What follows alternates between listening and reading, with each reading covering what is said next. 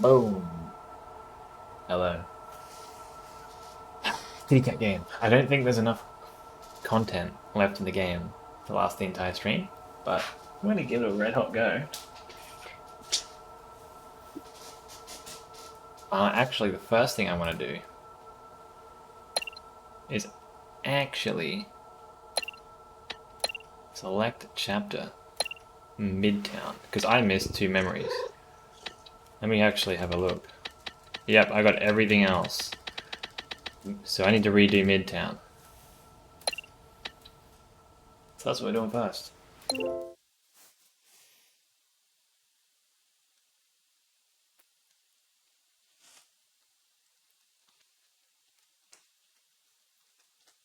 Some 2 memories in Midtown.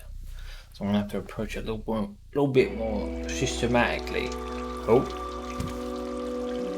Oh, this is full on the intro to Midtown. Oh, jeez. I'm gonna have to find all the memories again. Oh man. It's gonna take some time.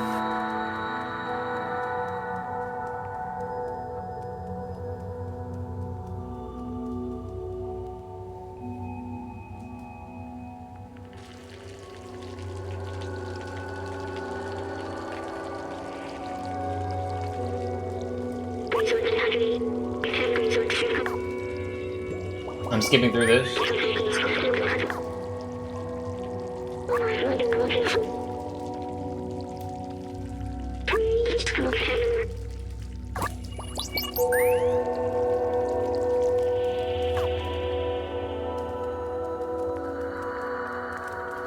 There's 2 memories I'm missing that relate to Midtown.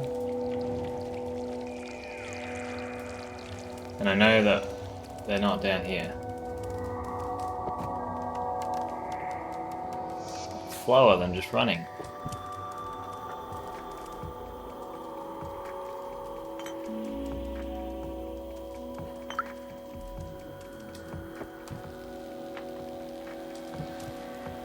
Can I go somewhere?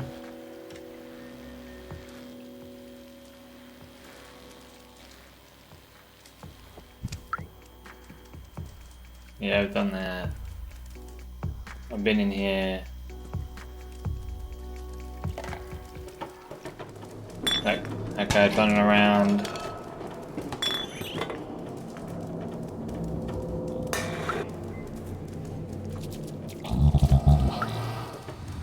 Is there actually something over here?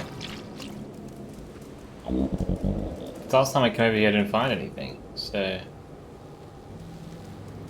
like it was a meaningless section.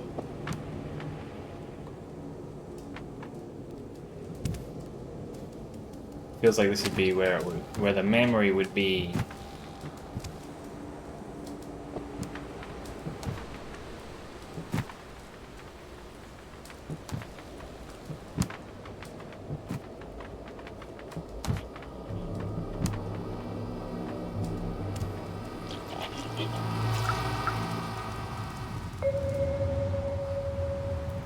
Here is the Midtown, yet again. I'm gonna find what memory I'm missing. I kinda wanna Google it because I don't wanna spend too much time on it, but at the same time, I'm gonna give it a red hot go.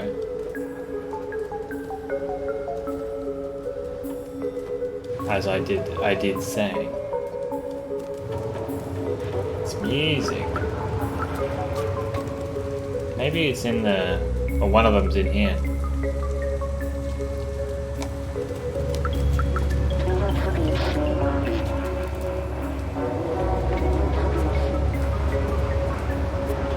This whole area you can climb on doesn't make sense to me.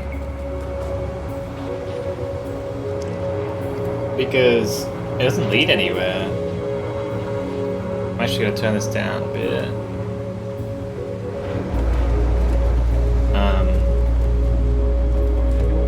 Yeah, like... you can climb all over this shit, but you can't go anywhere. I don't see a way to go. Maybe behind this sign would be cool.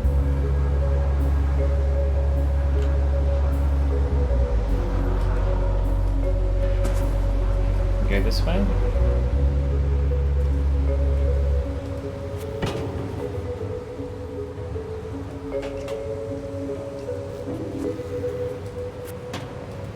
I'm gonna Google it because I'm cheating.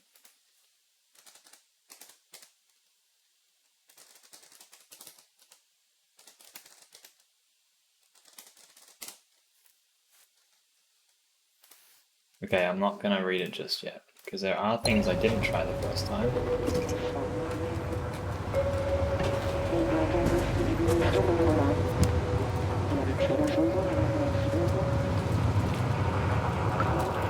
For example...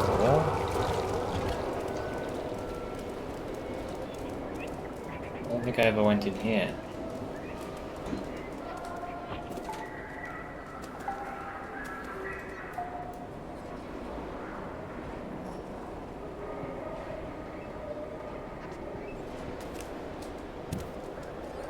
I wonder if there's a way in. I'm going this way. Oh!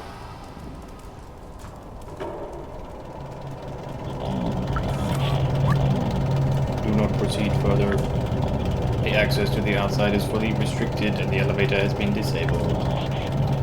The exterior is unsafe. Do not proceed further. Oh yeah, gotcha. How about this guy? Can I speak to him?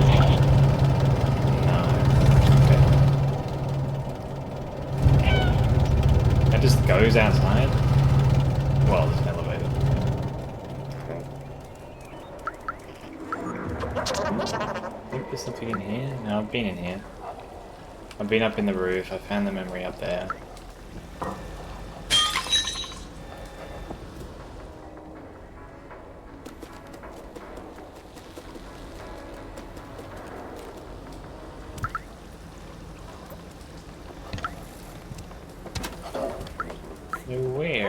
Where would it be? Maybe there's stuff I can climb that I'm not considering.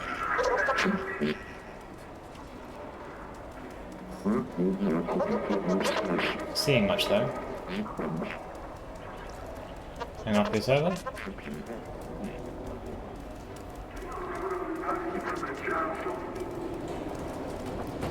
Oh, what's this? Yes.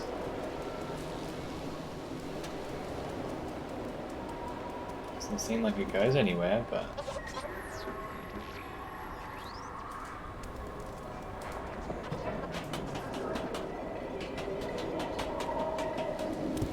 But I can get up here.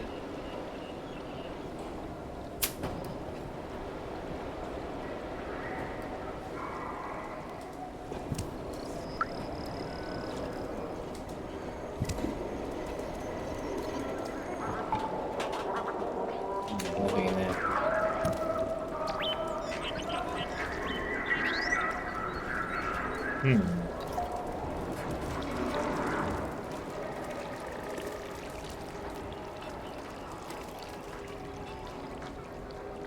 There might be something up there that I can reach. Perhaps. Look around.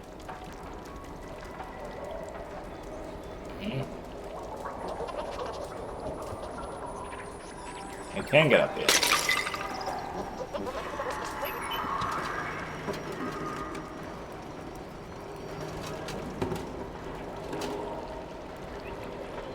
I don't see a lot of... Oh, there's a balcony up there. Can I reach that?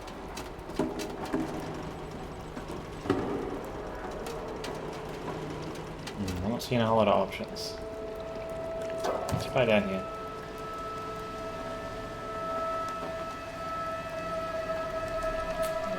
I don't see this working.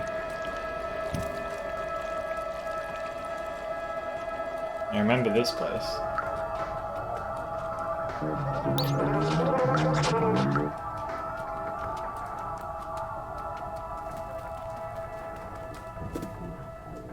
Oh, this stuff isn't even here yet. Weird. It's kind of weird doing all this exploring before I did it last time, because the place is different.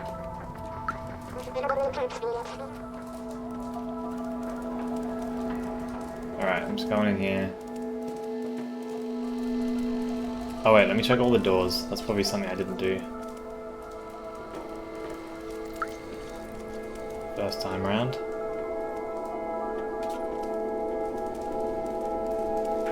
Hold on, there is a little note on this. What is that?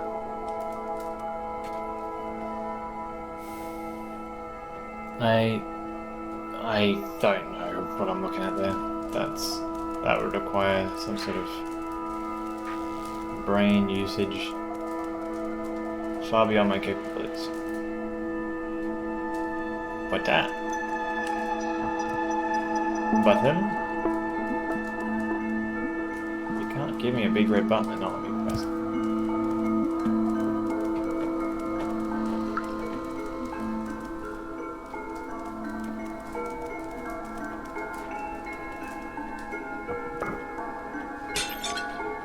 Nice. Ooh. Let me in, let me in, let me in. Ah, yes. I remember that one. Come on. These guys who play D&D, they're pretty cool.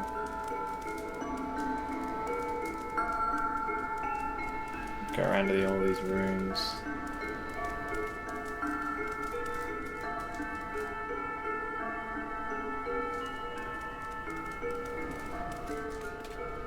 I think I already did this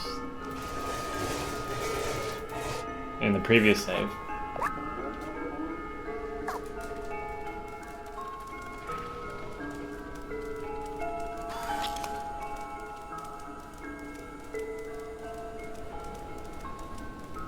It's this way.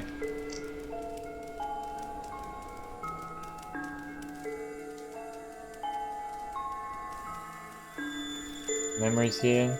No door scratching here. Okay.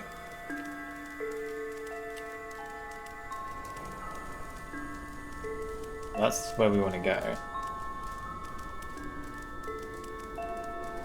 This, I can scratch. No, I can't. Okay.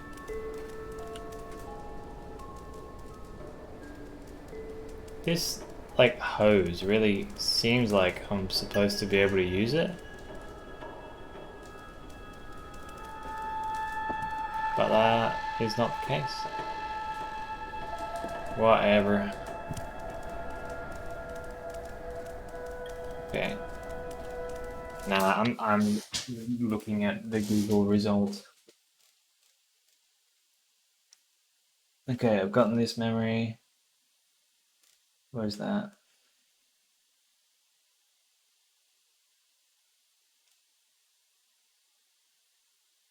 I think I've gotten that memory. I'll have to have a look. They've got it in order of like when you enter the town, so.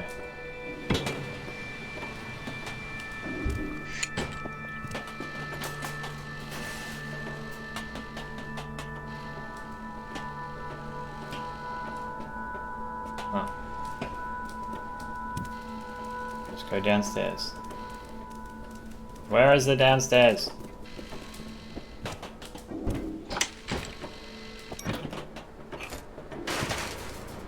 Got 'em, boys. Find all of the memories. At first I wanted to 100% this game, but now I realized I want to, well, I don't want to, because then I would have to do the whole thing in 2 hours.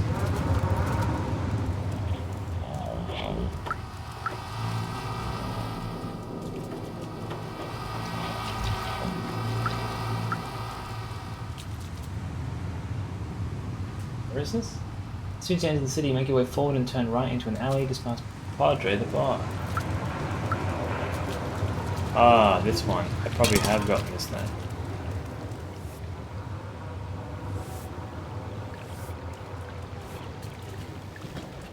I think it's that spot up there. Yeah, it is. Fourth memory.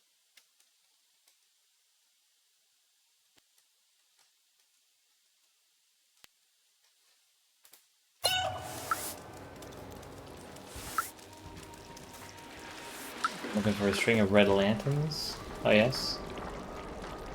I'm sorry, wait, what does that say? Climb inside the open window of the shop on the left. It's right below a string of red lanterns. Climb inside the open window. Shop on the left.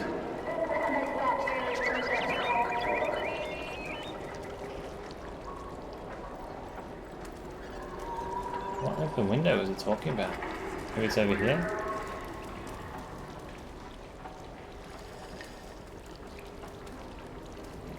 Maybe I'm looking at the wrong red lanterns.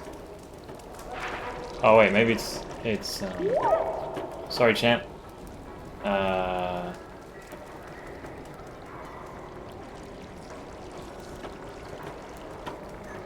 Different open window? I'm not seeing any windows. Hold on. There's no red lanterns this way. What?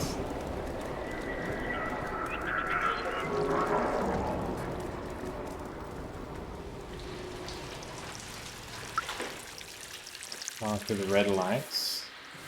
That's this way, I think. Let me make sure it's not this way.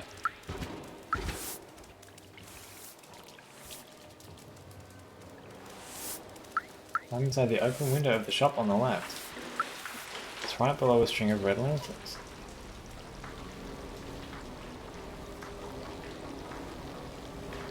Like, that really seems like I meant to climb up there, but I haven't seen a way to get up there yet. I tried.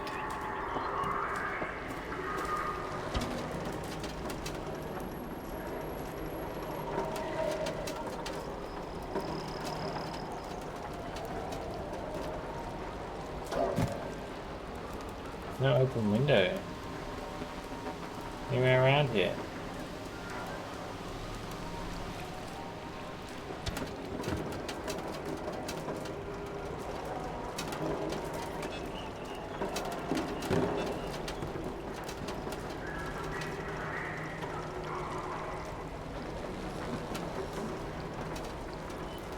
The shop on the left would be like this one, but I don't even see, is there it's probably that one way up there, but like, alright, I need to fucking theory craft how the fuck I meant to get up there.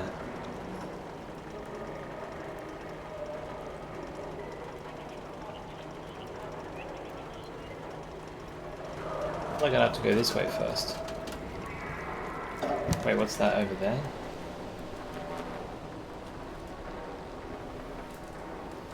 Maybe I can climb over there.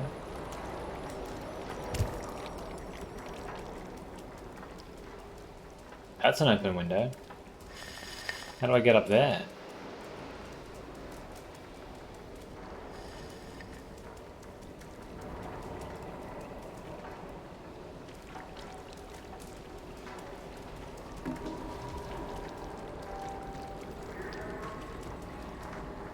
Top of that.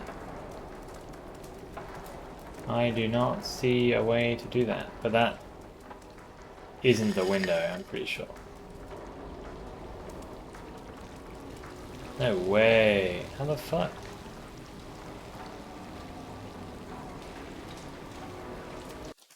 What?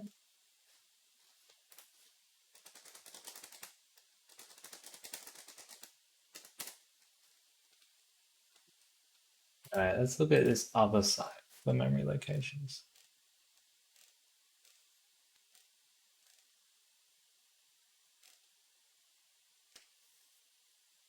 Find out memory in the saloon attic. A saloon you can enter by jumping through the window. It's on the same road as the residential complex of the city and slightly opposite the pub.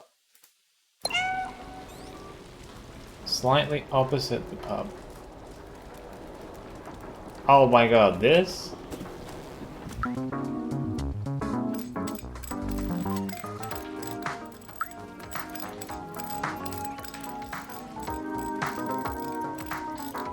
Okay, I don't think I've actually been in here. It's pretty cool.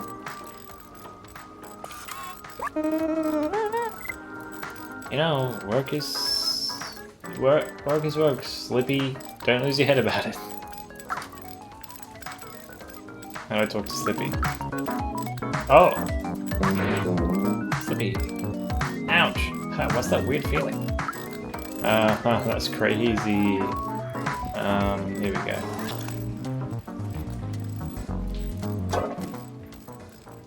Ladies and gentlemen, we got him.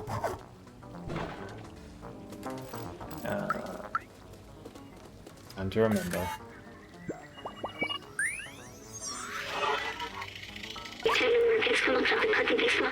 The barbershop was a social hub where people would gather, talk, tell jokes, share secrets.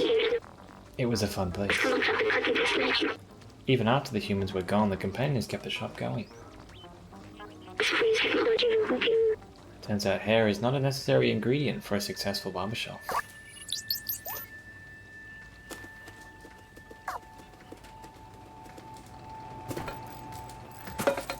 Alright, now I just have to figure out the one memory that I'm missing from Midtown. Got that one. I've got that.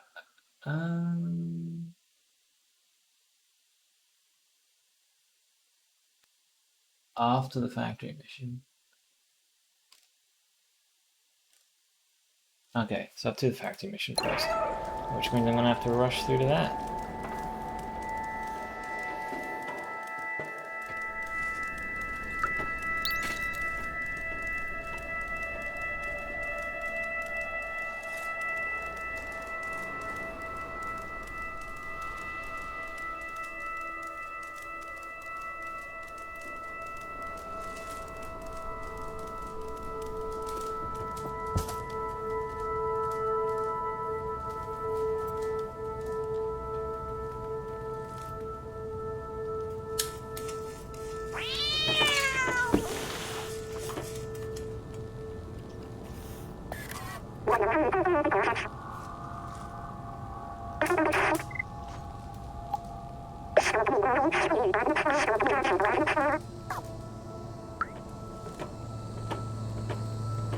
Excellent.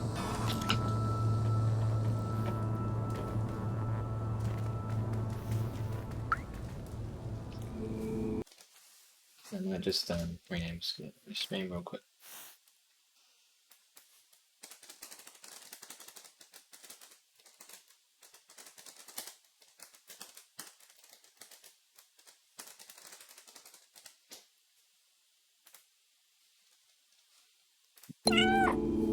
Yep.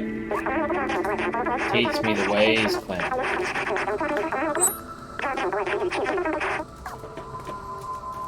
Now I will go speak to Blazer. I literally just need to grab the memory. Oh, I also need to grab the ring inside the factory.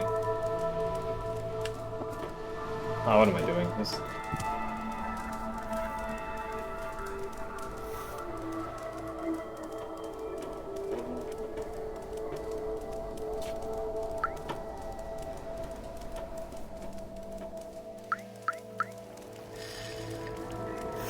Get fucked on, Sentinel bitch.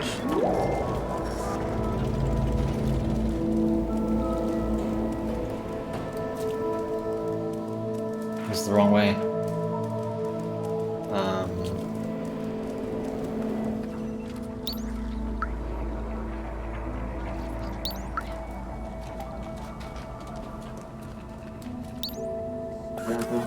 Oh, that's right, I don't have that. Ah, yeah. I'm just gonna commit a crime.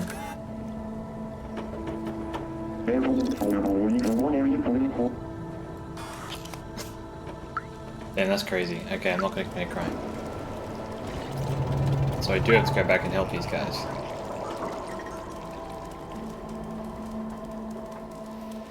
Just gotta knock out the last camera. Where is it? Oh, it's at the top, that's right.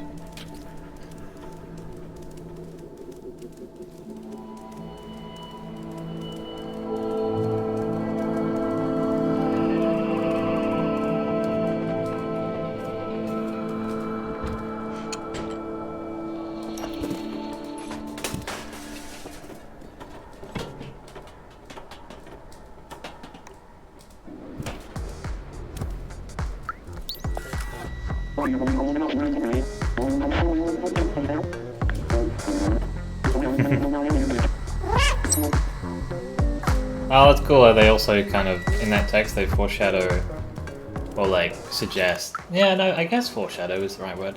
The fact that you have to steal the jacket. So if you didn't know what you need to do next, you might, it might give you the idea.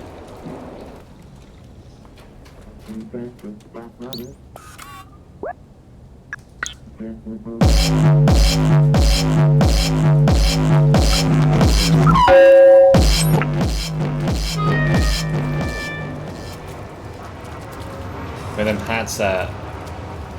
Someone around here sells hats. Just gotta remember who it is. Oh yeah, it's this one. Yep, let's go. Box gang, let's fucking go. Yeah, where's the dude who's meant to be carrying these boxes?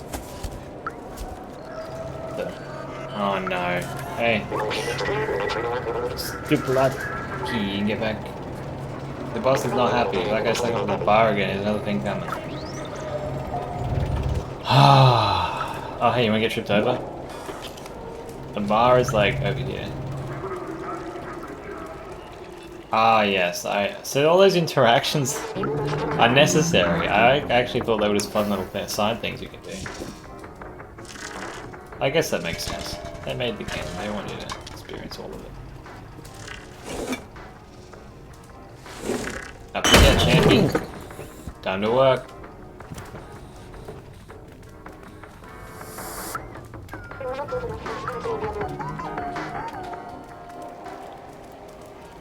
Whoa, watch out, cat incoming! Whoa!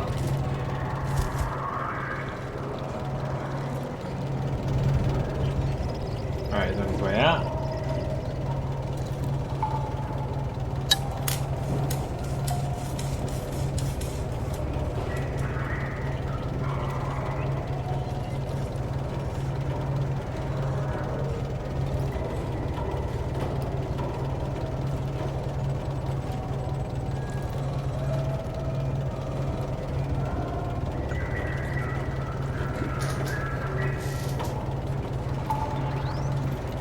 Go ahead, get to work, buddy.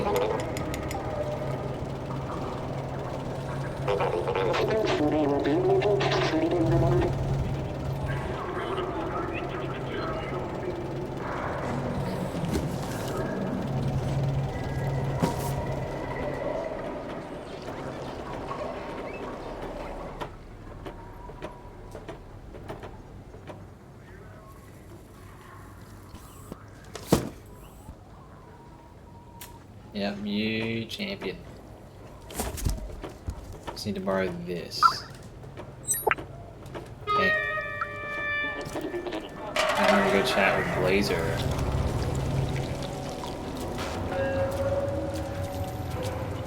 What's cooking, Blazer?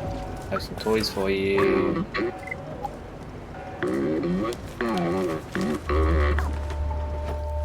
Just skip. I know the drill.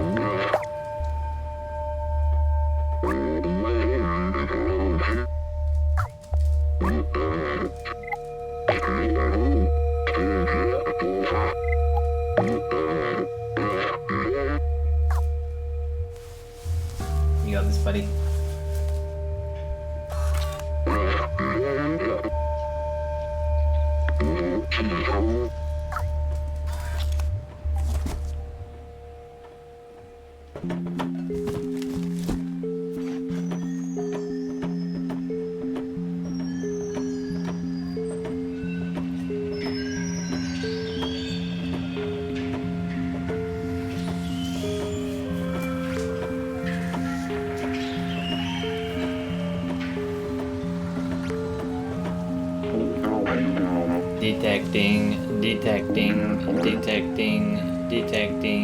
Detecting, no contraband detected.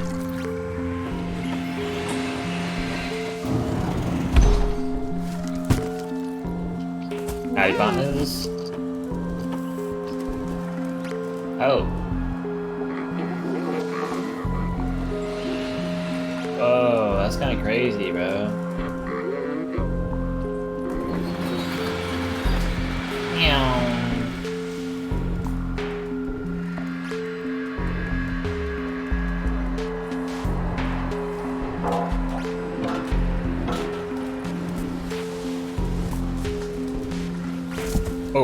I did not actually mean to jump in the box.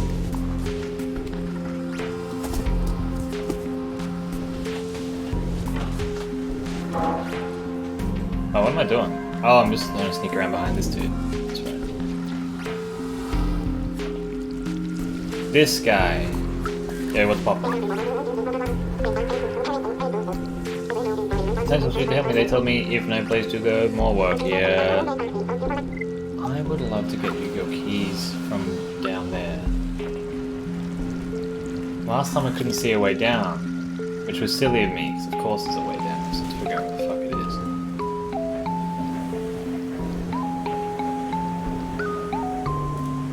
Oh.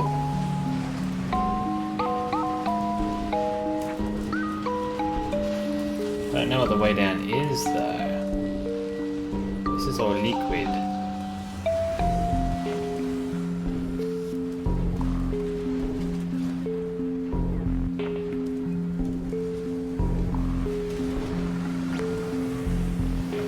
Maybe I can get down there from another room?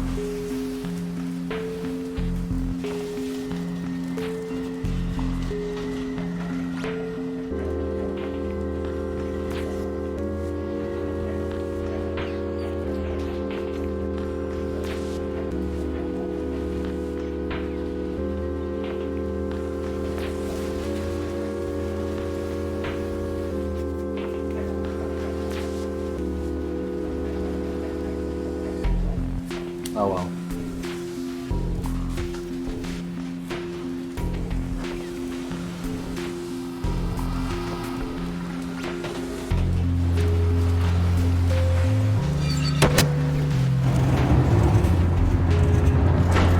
Alright, so now that that's open, it probably unlocks something. I don't know what. But something must have happened. Also, why can I jump in this? What's the point of being able to jump in that if I can't?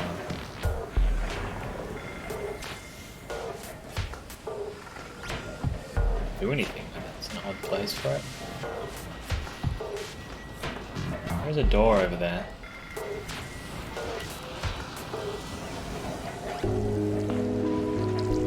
Let me try going back through here, see if there's a way down. No, this is all liquid. Yeah. Maybe there's a way through.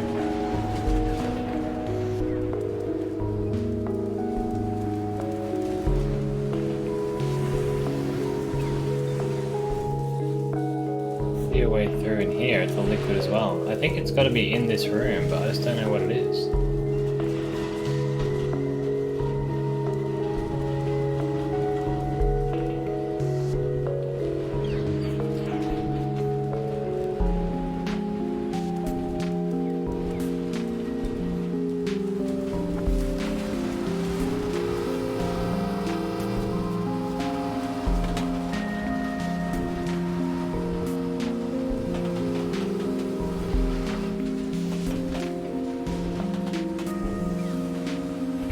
Wish I could jump on that thing.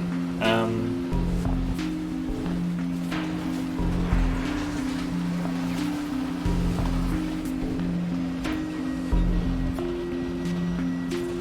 honestly don't see how I'm supposed to help that dude.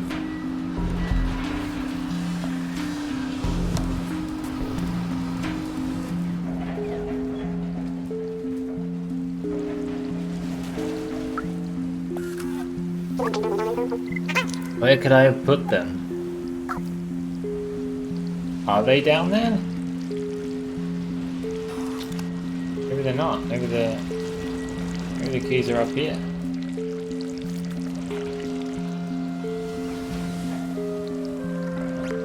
I assume they're down there though. He's looking down there because he thinks he's dropped them.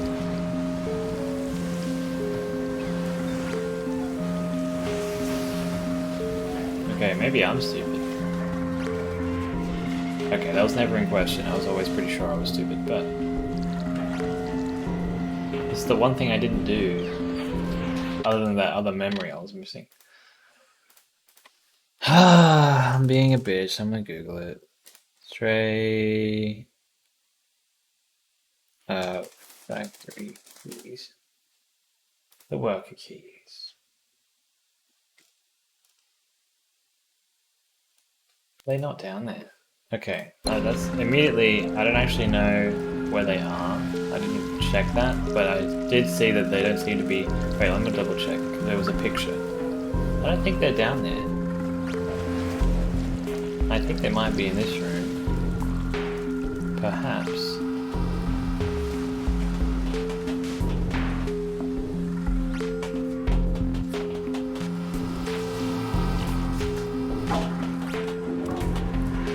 Oh. Fill your jet. Oh, no!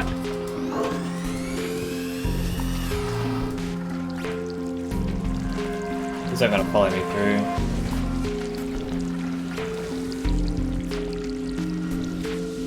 I forgot his pattern. See, we're cool. Oh shit! He's fat.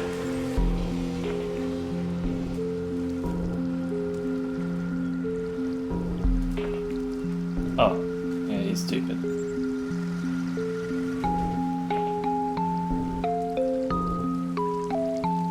Okay. I think it might be in here. Could be in another section. Oh no, I can't be here.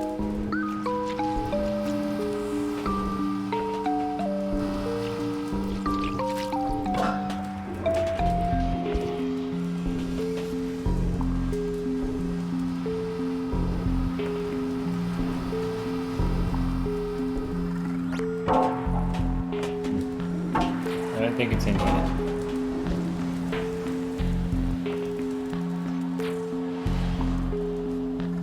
No, I highly doubt it's in here.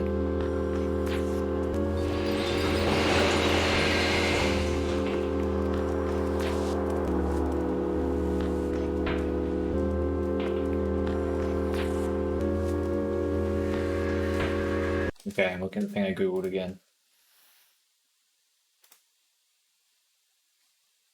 Ah.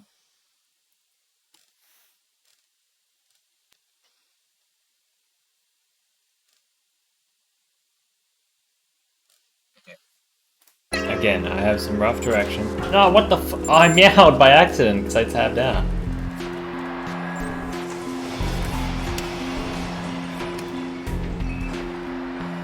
I didn't press Alt though. Oh, it's not Alt, is it? I don't know, I don't remember.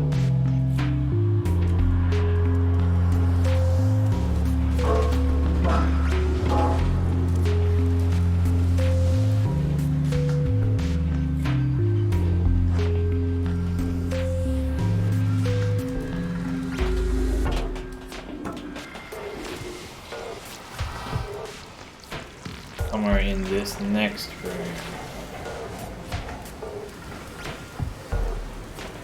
Or something, I don't know. That way.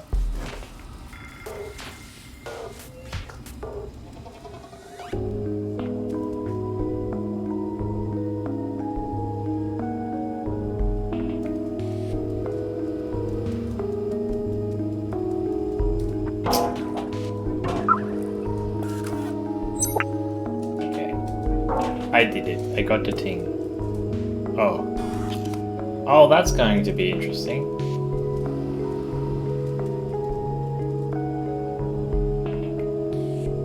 Huh.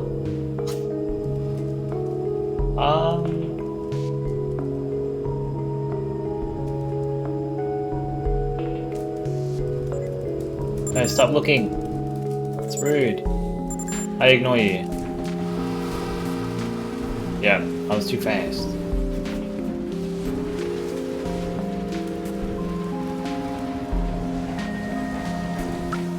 Hello.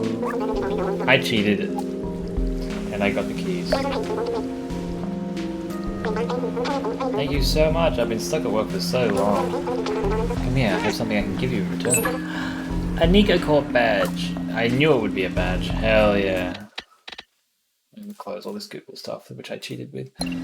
Oh, and that was the last badge I needed to. Yeah, well, I wanted all of my answers. Okay. I was willing to do whatever it takes. Oh, actually, that means I can...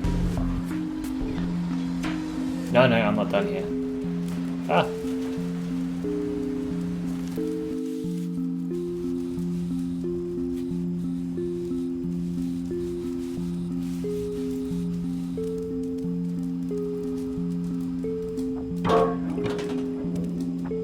I have to complete this, and then there's a memory.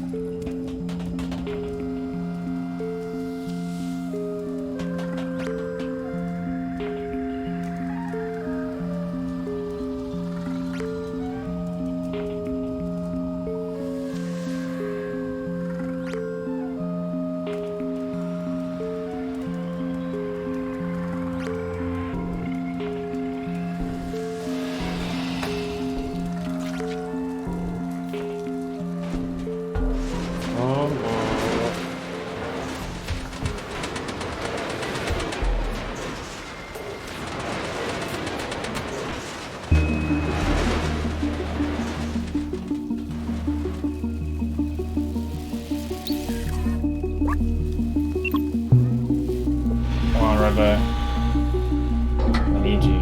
My time is now.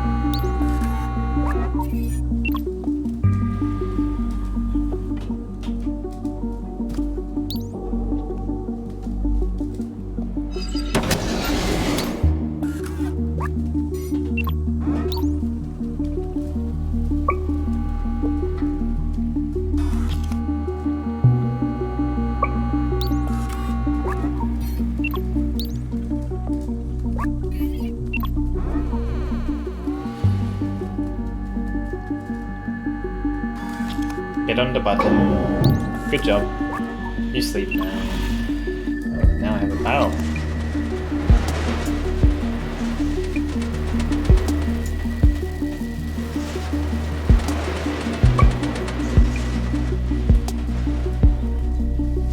Whoa, frame rate. Go bye-bye. Boop.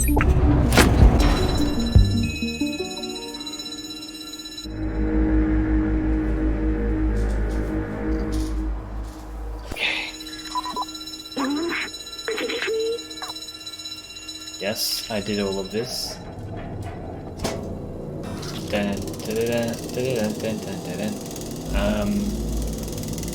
What happens next?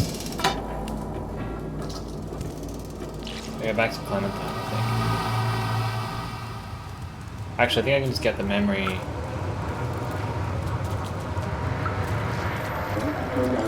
And like, I don't know what's happening. Someone stole my worker jacket. What's poppin' gamers? This is the one I didn't have.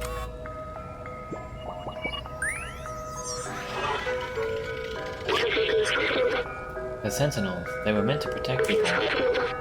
Fighting crime and maintaining order. But as life became harder in the city and groups started to rise up, the Sentinels quickly became the hounds of the powerful. They were the perfect tool to keep the city under control, obedient, unquestioning, tireless. Even after the end of humans, they continued to exert their control. Always on duty, relentless. Nice. Now I think I would be safe to quit and go back to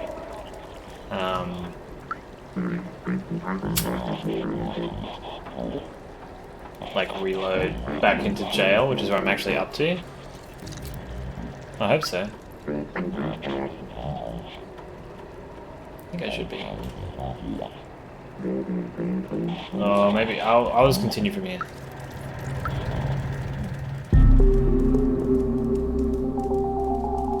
Oh my gosh, I'm so fast.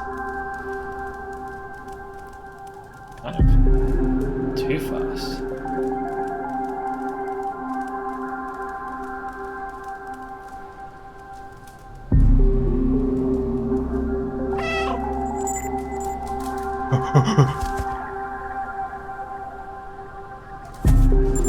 No!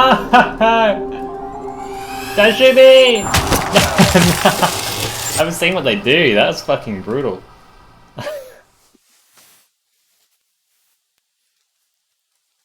I didn't think it would attract all of them. I thought it would just attract the one near me. So that was my bad. Bad.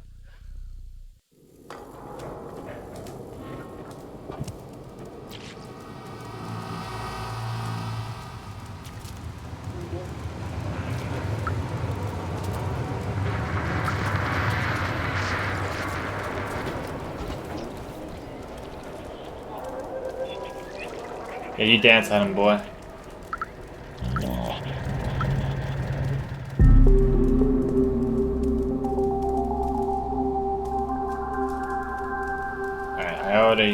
I'm remembering how I got through this last time. It was like this. It was like boom.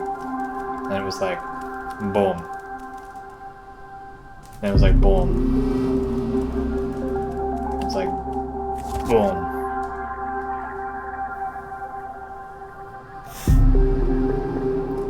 Okay, I actually could have just run through. It was like boom.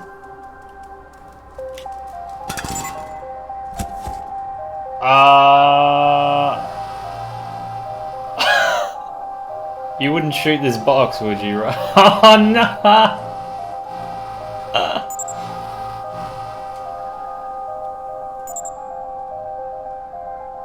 I didn't even think knocking stuff over made noise. I hadn't done it by accident before. Oh, what are you doing?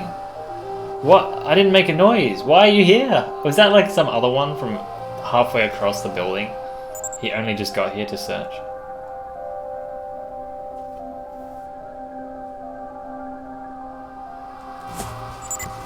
No! Because sprinting past them doesn't make noise. They don't hear it. But you knock shit over, they're like, wait, what was that? Whoa, whoa, whoa, whoa, whoa, no! That was close. Oh, he's angry too. He can still get me. Oh, that was intense. I'm not. The first time I played this, they didn't see me at all. I didn't even know it went yellow when they saw you, because they just completely didn't get seen by it. But this time I'm being very risky because it's fun. Okay. Oh, that's right. We got clues. Man, this is. I remember now. This shit was annoying. Oh, because I have to go back. Oh my god. Go in here. Look at this. D12, do some back shit. And then I go in here and I have a look at this.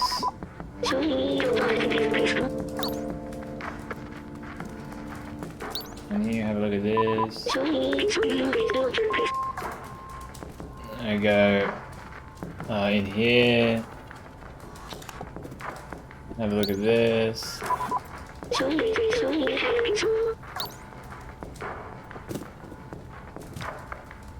Oh yeah, the rocks, that's right. The crystals.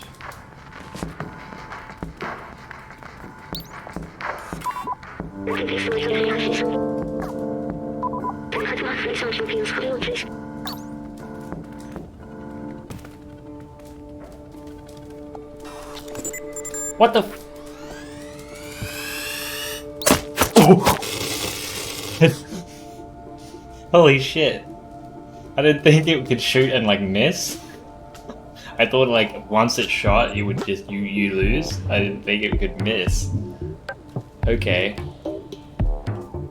But like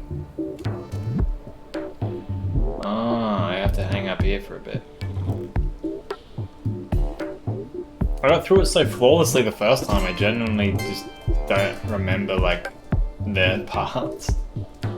Or like, especially this one, because this was actually really easy to get through. I just was really lazy and quick with it.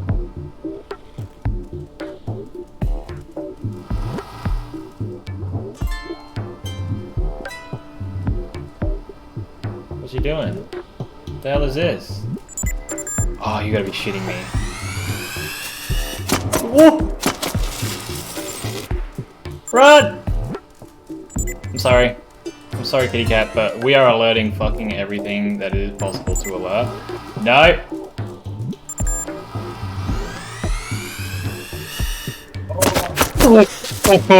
Holy shit. No, you can't defeat me, I'm too powerful. Will this guy get me? Bye-bye!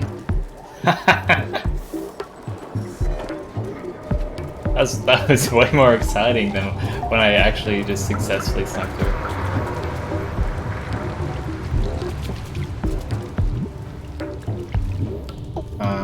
need to climb up here.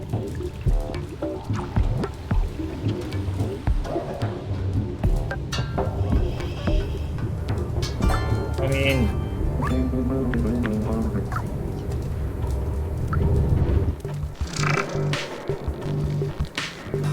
Oh my gosh. Frames. Dang. Let's grab this.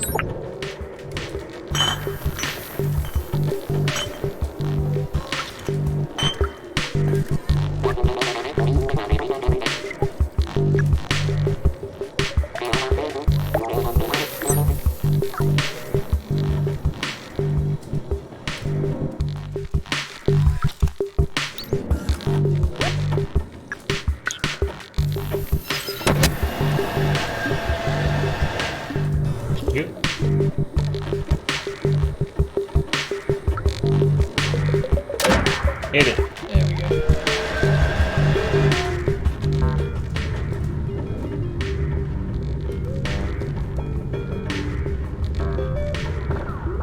Did I already make it? I don't think you actually even need to mess with it.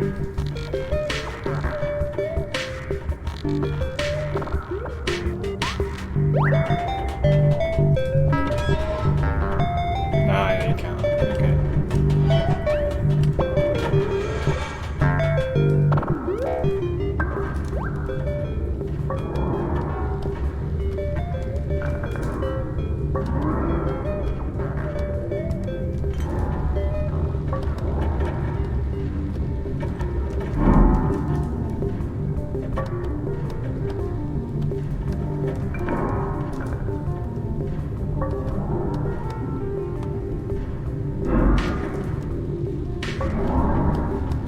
That should do it. No, now back to the problem.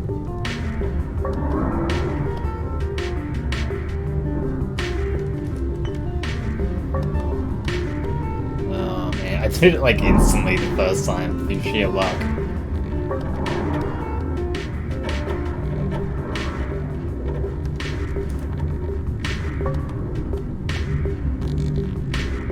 I think that, yeah, that does it.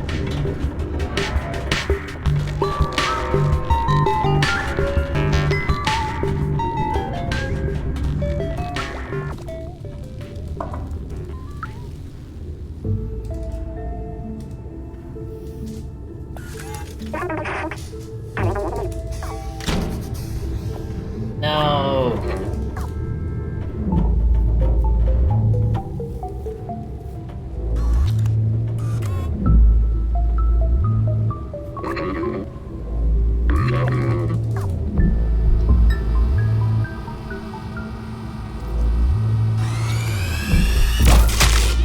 Well, now I know what they do. Man, dodging bullets was fun. I like that you can do that. That it's not forced stealth, like technically you can run and dodge.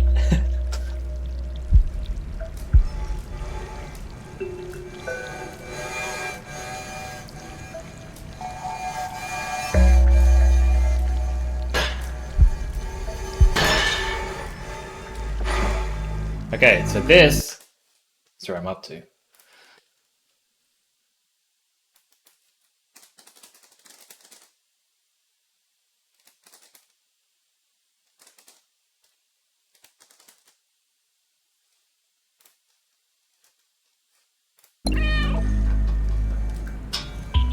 Actually, that's kind of a spoiler.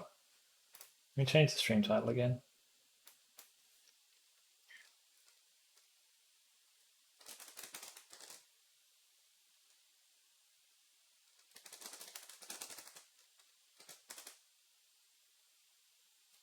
Fire escaping the Sentinels. That's less of a spoiler, because people don't know what the Sentinels are if they haven't played the game. It doesn't immediately spoil it, it just says, okay, there's something called a Sentinel in the game and I have to escape them. Like, you know, it doesn't ruin it. I think. Oh.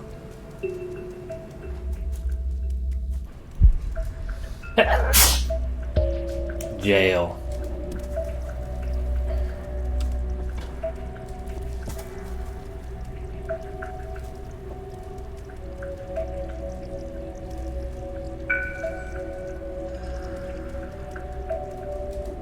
Why did they have a kitty cat jail? Seems like a weird thing to have on hand. I wonder if there's a reason for that.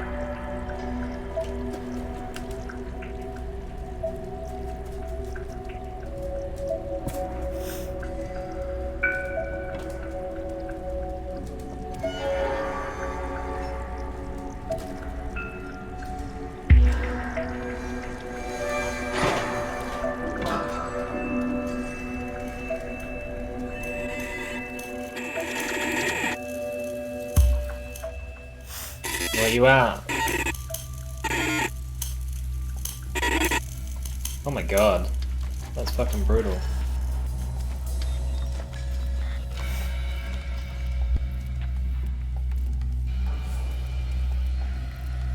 Oh, I was about to say, just making sure I'm not missing anything.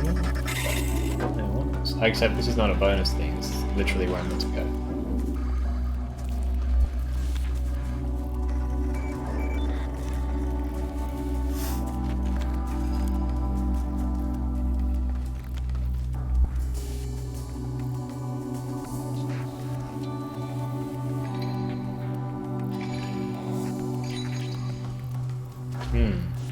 Oh, I broke my harness.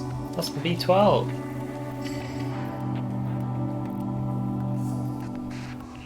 How am I going to get through this? Oh, I'm over. Yeah, that was the next thing to check. Have I made it over the thing?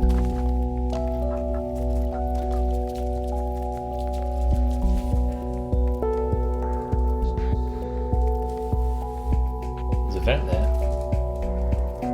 Let's have a look.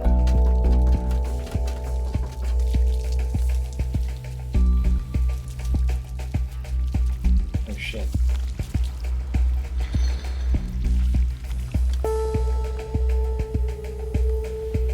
Oh, well, there's nothing in here.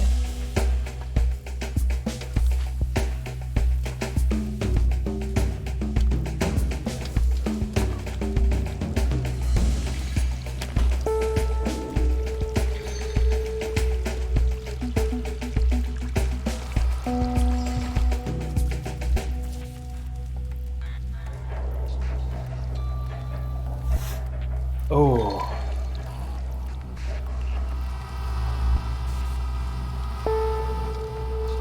There's nothing up here. Is there? I don't think so. Why does it let me come back up here?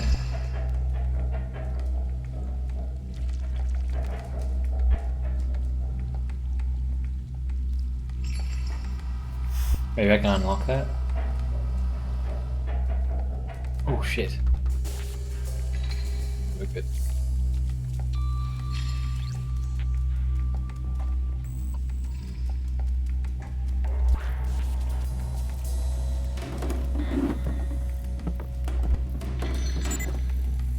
Whoa, excuse me?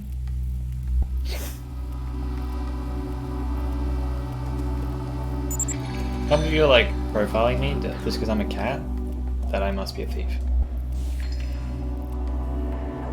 That is so typical of you robots.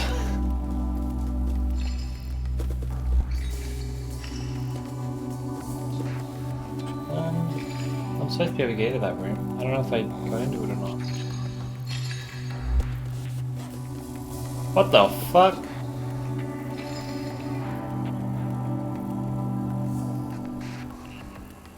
That's scary.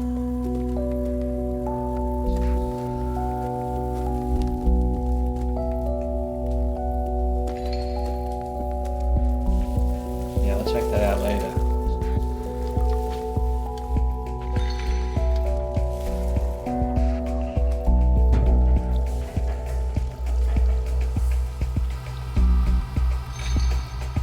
I don't see how I'm meant to get into that last cell. There must be something.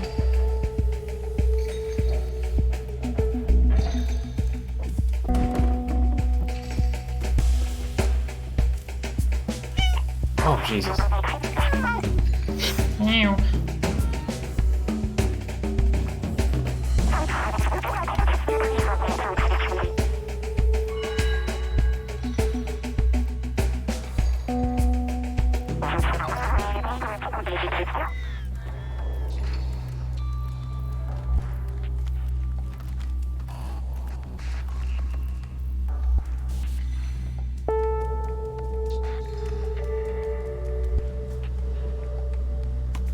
Oh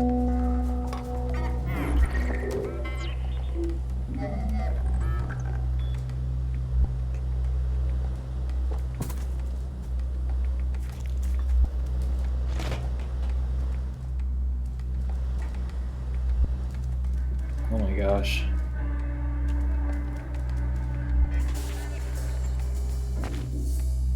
There's a lot going on in here.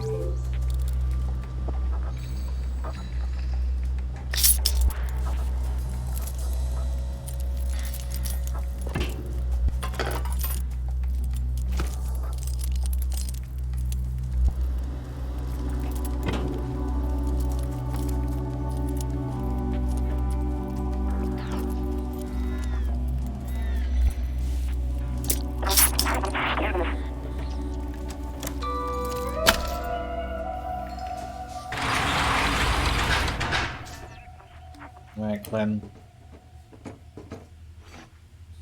Need help.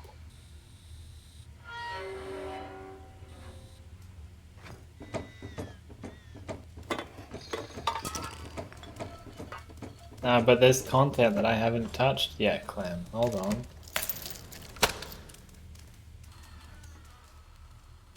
I think. Let me double check.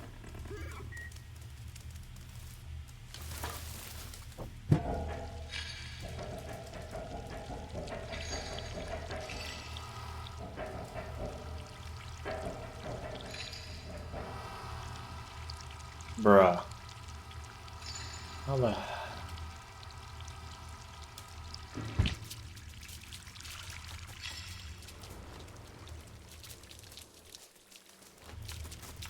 Okay, so how do I get in here? It's lit up, so there must be a way, right? Alright. Hold on, let me observe. Let me observe! Not the gate. But what's on the other side? Like, it's lit up. Does that mean I should be trying to get in there? I don't think so. It doesn't look like there's much in there. I don't see a way in. Alright. Oh shit. Oh, he's bugged anyway.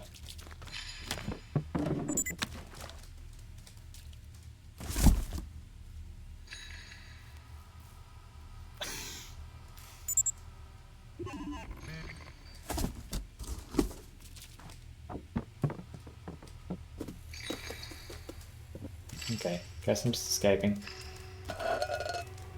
Haven't found a memory yet, which is worrying.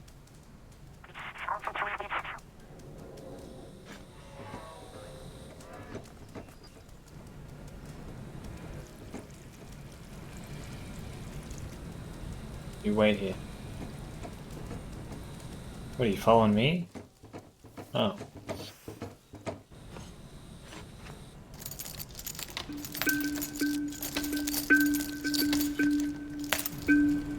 There's a guy we could have freed. I think.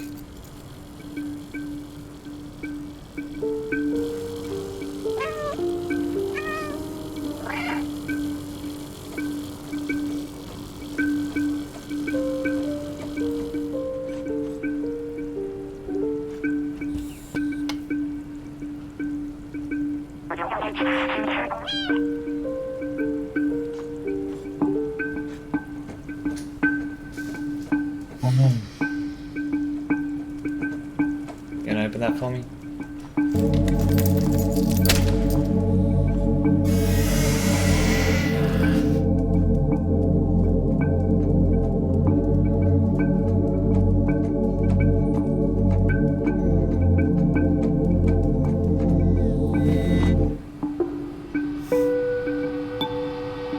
Oh!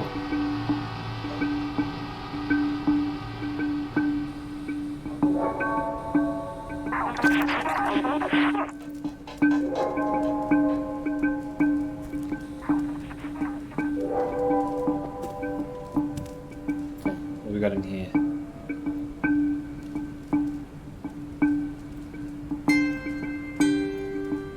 Not much, it's just a room, I think.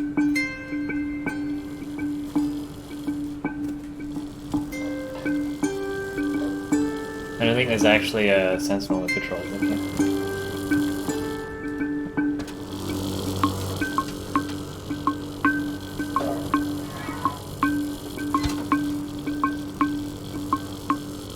No memories.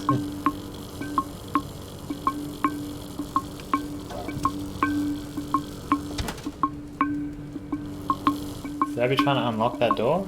It's got a mechanical lock on it, like a padlock, so I would need the key. And I would need to be able to use it, which I cannot do. For I am a cat.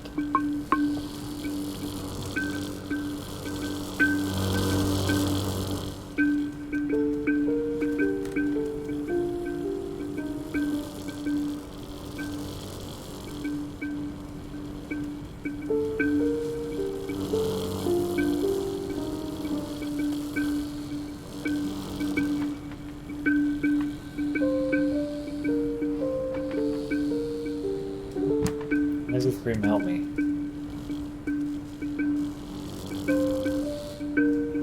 Doesn't really.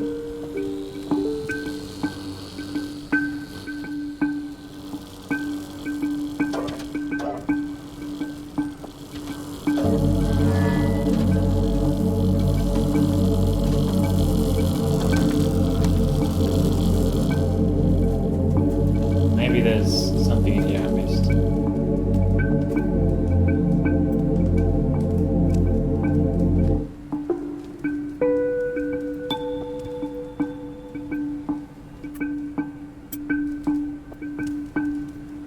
Doesn't seem like it.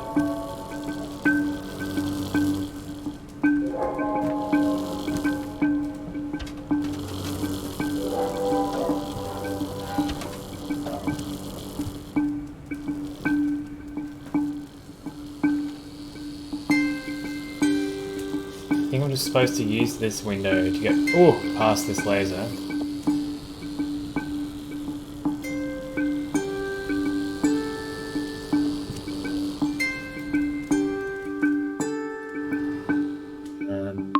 Okay, what do we got in here?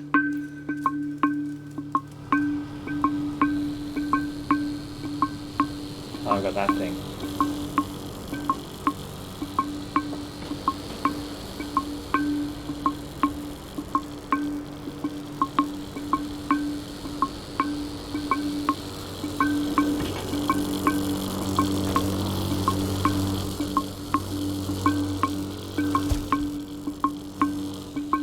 Watch this guy. Back over here. He's looking around. Okay. Alright.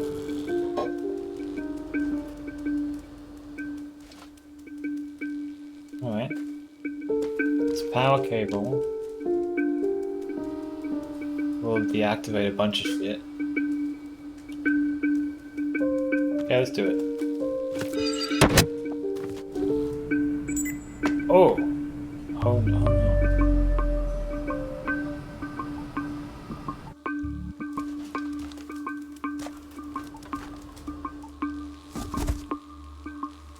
Okay, no, they just moved.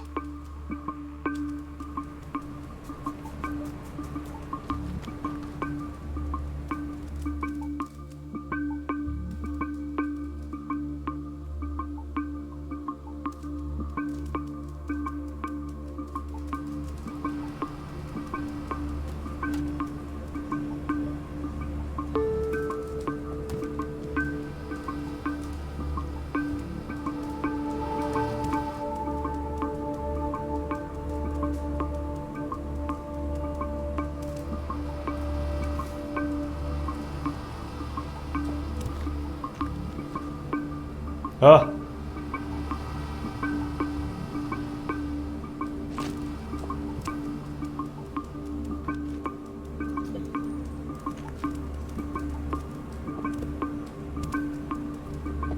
Alright. I did it. I got B12. All by my lonesome.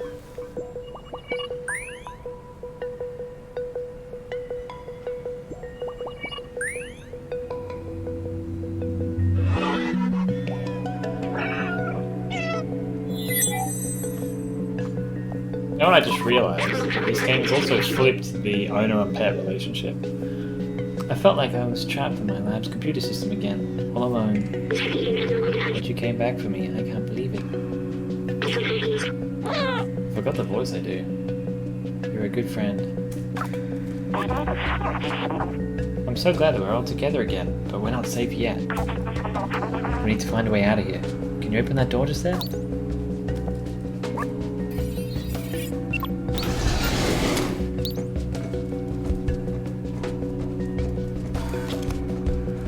Alright, memories though? Like, where the memories at? There's no memories in here. I haven't even got my first memory from this jail, actually. Maybe it's not in here. What do you want from me? Do I have to do something? Oh wait, where'd the harness come from? I don't remember getting that.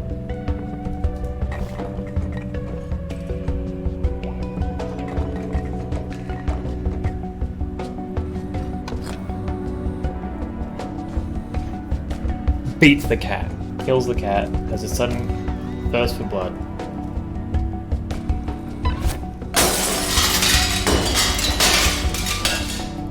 That was very loud.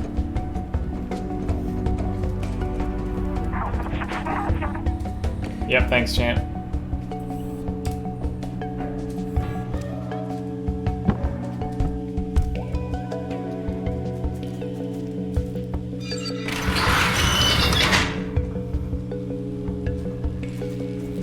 No memories? I guess if B12 never been to prison, then there wouldn't be any memories in here. Those sentinels are blocking the way again. They'll spot me instantly. Maybe you can try to bait them into those cells and lock them in. Maybe I can.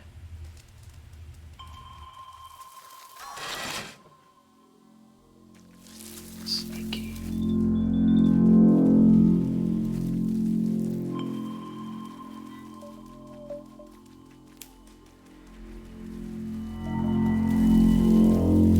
Let's see if there's anything good in here first.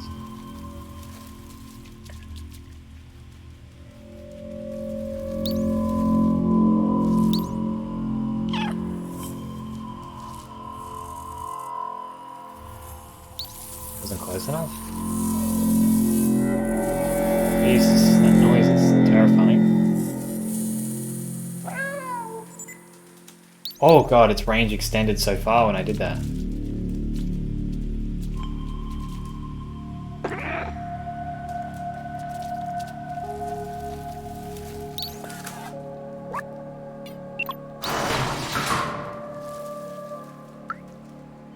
Hello. Al Terracitulo. This recovery center has done me the greatest good. My mind is clear and lucid. I am an exemplary citizen now.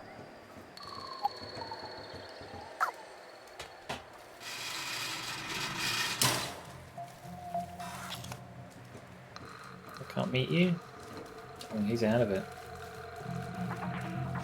Yes, a memory!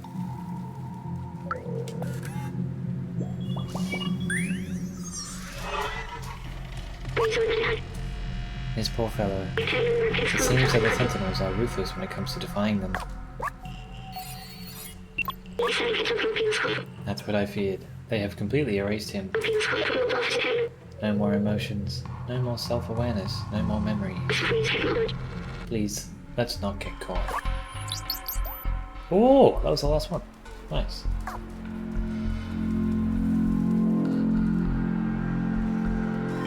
Oh, this isn't a cop. Capone! Hey, don't get me in trouble. I only have 758 years left and then I'm free again. Yeah, good copy on that one. Oh! Okay, first we gotta pop this open. Ah, wait. I have to get them both in there.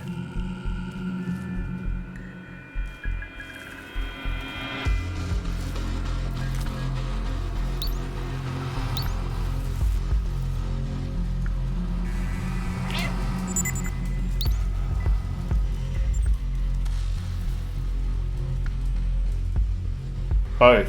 I need both.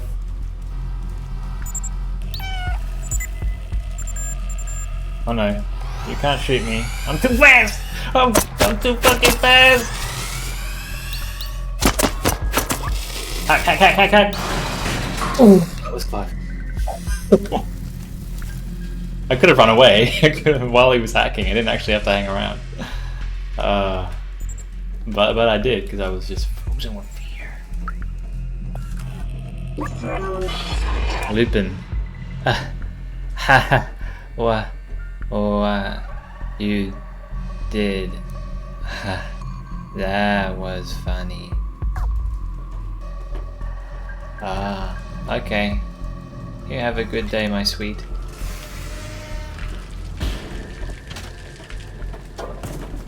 Yo, I found a way. Wait, do you want me to go this way? Oh yeah, you hanging there? Yeah.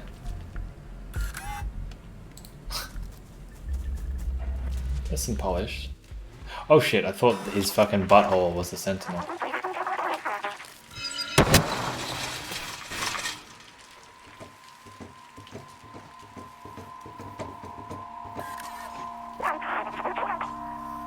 The only way out of this jail.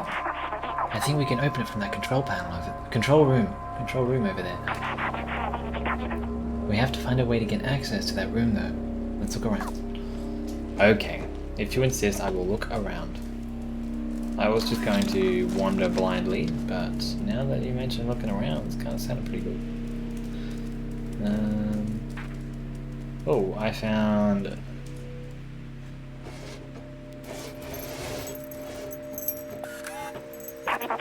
Finally, scratching did something. We're in luck. They left the keys in the door. Hop on the back of the truck. You should be able to jump over the fence to access the secure area.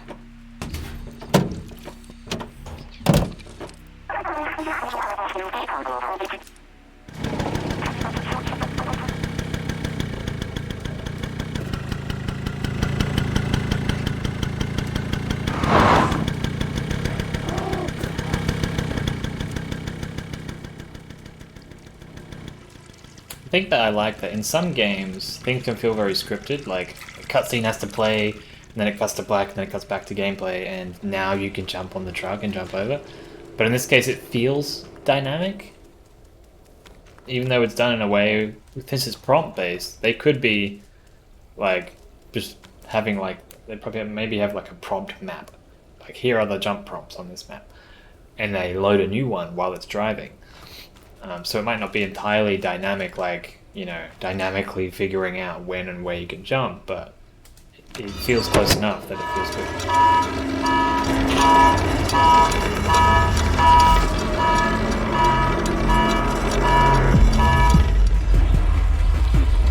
Oh shit!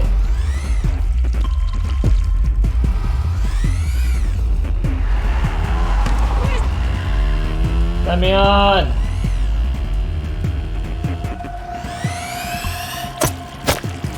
Why didn't you let me on? Oh.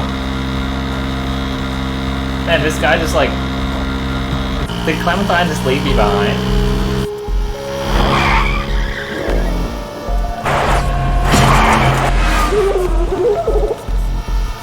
I don't think so.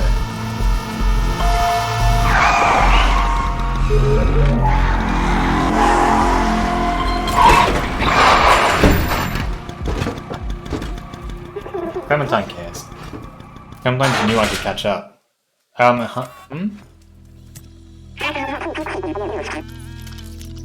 There's no way we'll all make it with the sentinels on our trail. I can distract them for a little while, but you have to go. The Outsider's Manifesto says, we must go outside at any cost. I wrote that. Meow. You're one of us now. It's not that everyone has to get to the outside, but one of us has to. Go. Now. I'll keep you in my RAM, little outsider. In my RAM. I'll keep you in my random access memory, little outsider.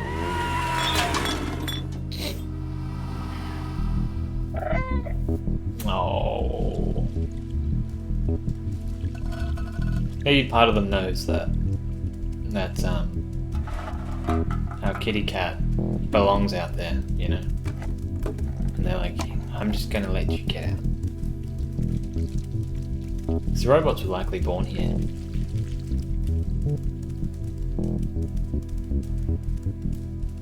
So their desire to get outside is like a mimicry of human desire. More so than a genuine companion robot desire, you know?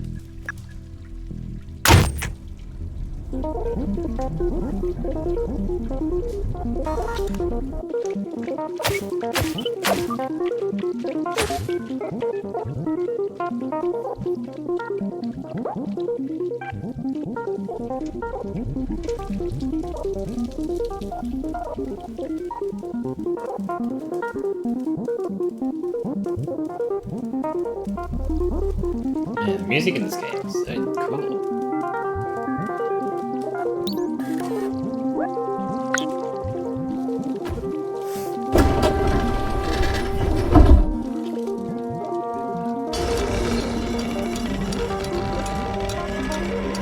I know what the final memory is. Rejoining his family.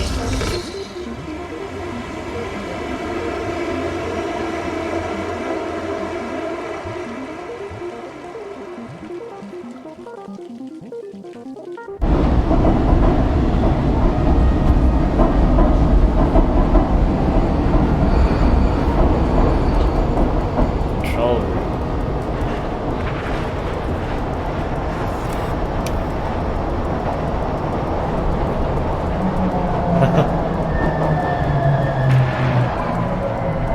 I'm going double fast because the subway's moving under me.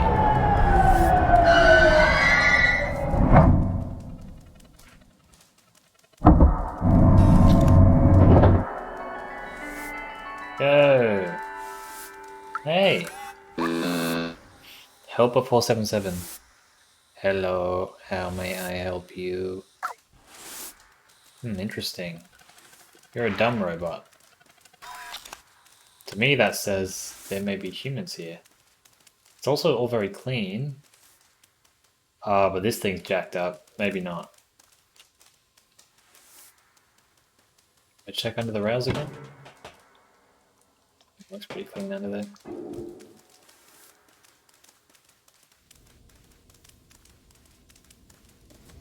Okay, still Walled City 99. Helper 062. Greetings, inhabitant of Walled City 99. Helper 211. I am currently painting this area. Please be careful of the wet paint. Have a nice day.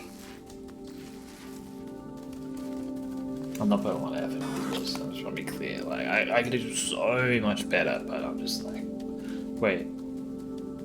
Oh, for a second I thought we were in space.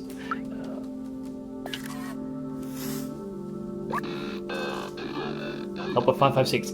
Greetings, inhabitant of Walled City 99. This door leading to the surface is currently locked due to the confinement procedure.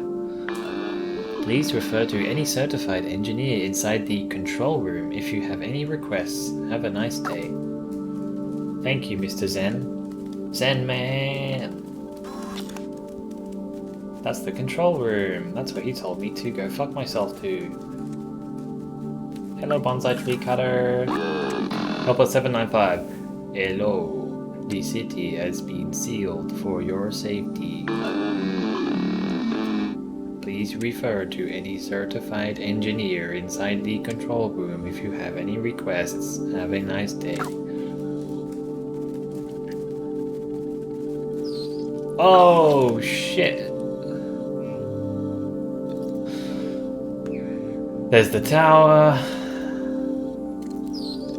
I guess we were down in the slums, but I don't know if I can recognize the slums from here.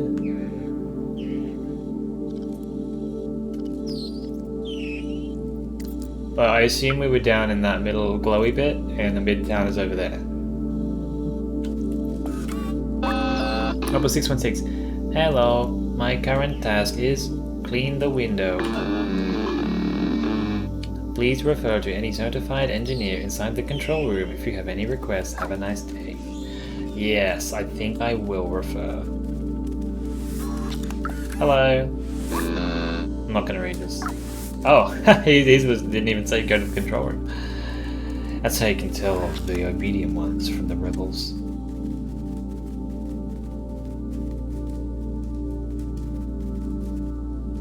Wow, look at the incredible difference in those two things. It's actually kind of cool how minimalist that is.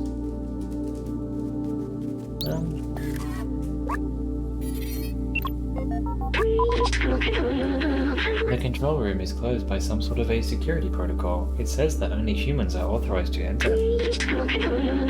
It also says that I'm not considered human. Hey, that's offensive, security protocol. Maybe if we work together, we can open this passageway. How the fuck? What do you want from me? I mean, obviously I want to pop this shit open. I'm gonna need some sort of tool to do so. Oh, hey, we got one of these. Nice. That'll do it. Get over here, boxy boy.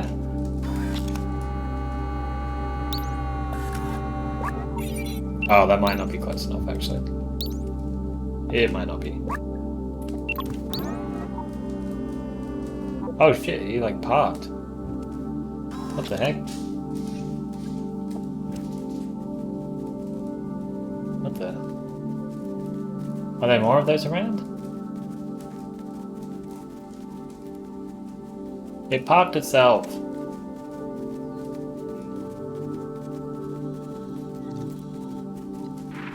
What do I do with that?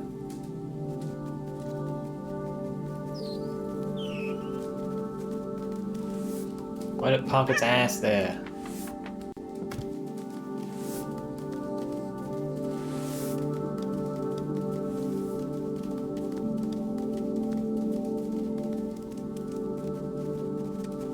I've already spoken to all of them. What do I do? Also kind of need to pee, so I'm gonna chill for a sec. We'll look out over the view and I'll be right back.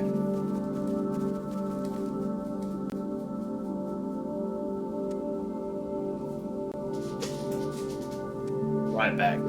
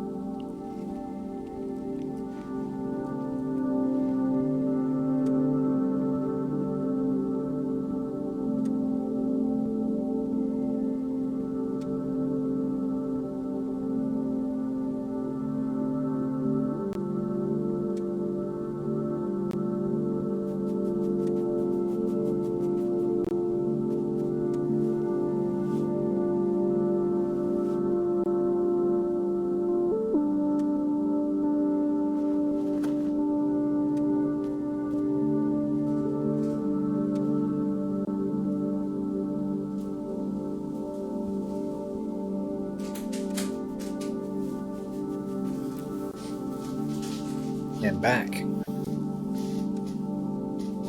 continue my confusion, because in this instance I have no idea what I'm doing. Oh wait, there's probably something down here that can help me, maybe another box. Another robo box. Maybe?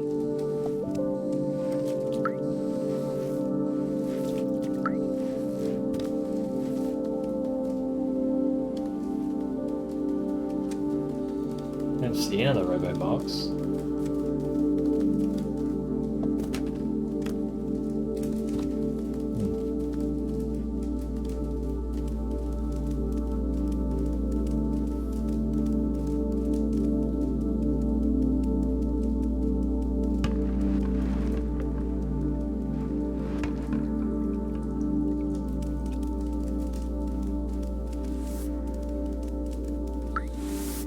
But now that the other Robobox is like parked, what the fuck am I meant to do? I can't even move it again.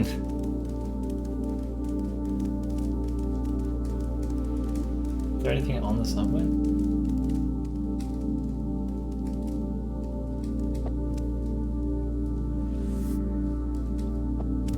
I already checked the subway. Might have to ask B12 for a hint, but I'll go back up and have one more look around the door.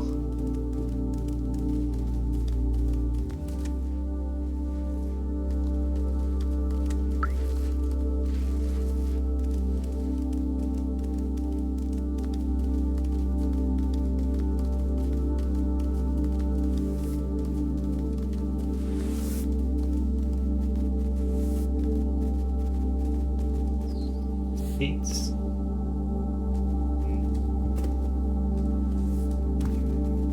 Don't see anything here. I think so.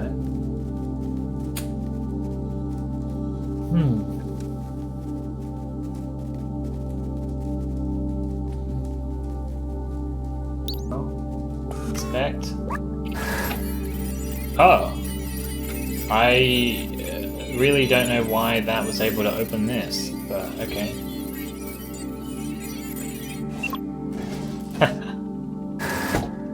But, oh, there's only a certain amount of time.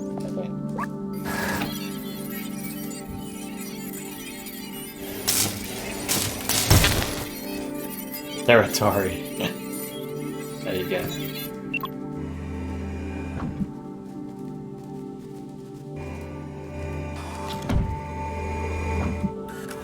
Ooh, mysterious. This is the control room for the entire city. They controlled everything from here. And it's empty.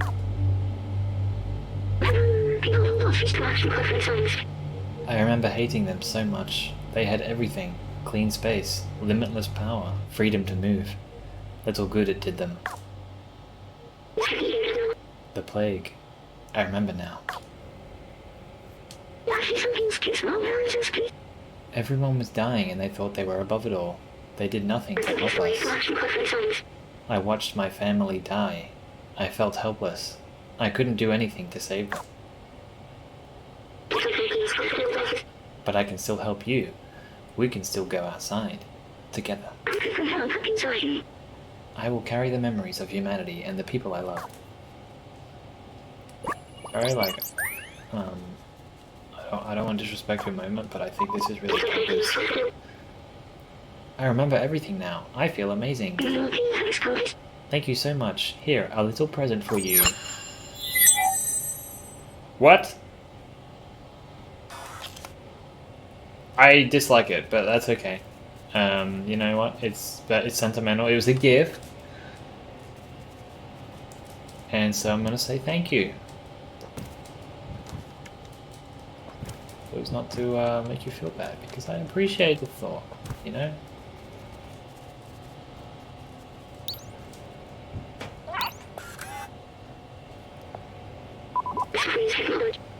This is it, the main computer. User at host. Run, access, connected, working. According to the mainframe, no one has been here for years. The whole city is stuck in a lockdown cycle from long ago. If we disable it, we should be able to leave. We'll need to bring the rest of these systems online. These computers hold the data we need. We need to turn them on. While you do that, I'll look for passwords and encrypted keys to get into the system. Okay, so it's gonna turn some shit on.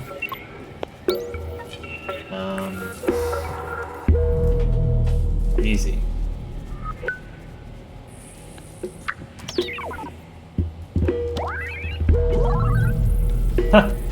I literally just... It's just the screensaver. I'm just like, you know, jiggling the mouse, touching a key on the keyboard.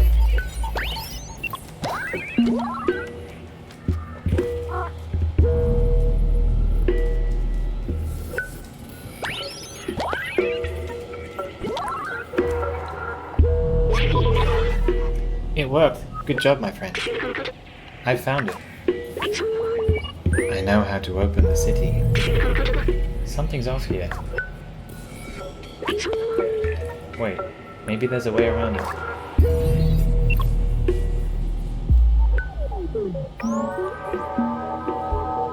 Control station locked. There, that's the workstation to open the city. But there are several layers of security preventing us from using it. Now we need to do what we do best. Me, I'll hack the machines and you destroy some stuff. What are we destroying?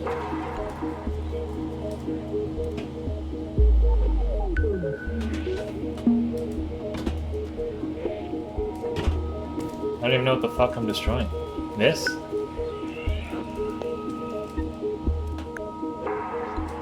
Oh, hey, that looks destructible.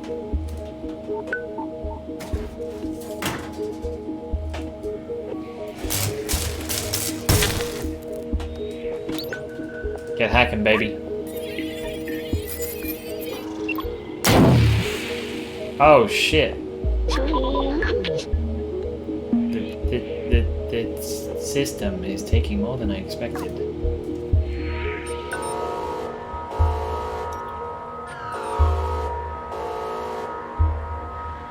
Well, what the fuck are they gonna do about it? Oh no, we've got to keep going. Like, what are the Sentinels getting on the fucking subway?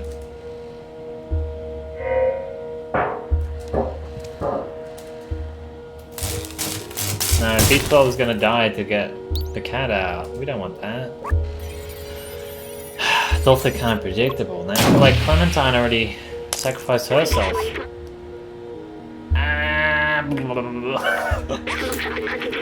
Don't worry, I can recharge once we open that workstation. Okay.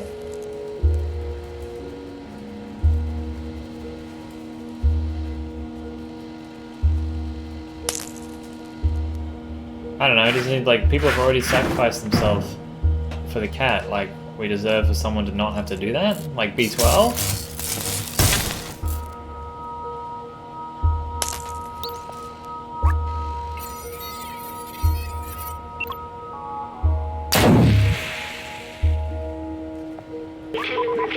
I think this little body is done for. It's okay, I'll be alright. Just carry me to the workstation. We can disable that alarm.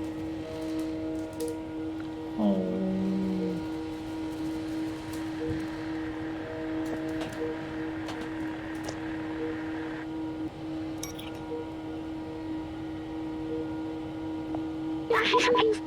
That's it. We're safe. Listen, I have something to tell you. I knew the power required to disable the city's central control system would be immense, more than this drone body could handle.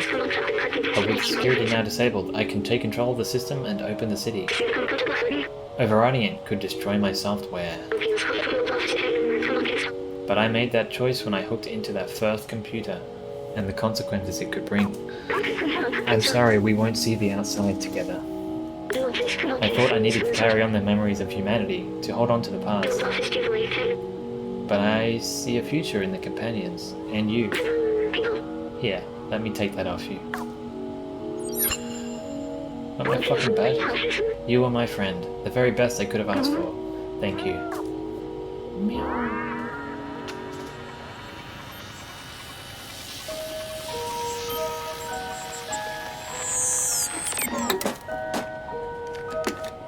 He did his techno magic.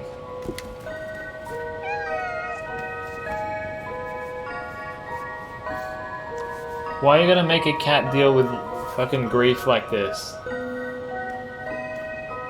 Oh, don't go down, lie down next to him. No.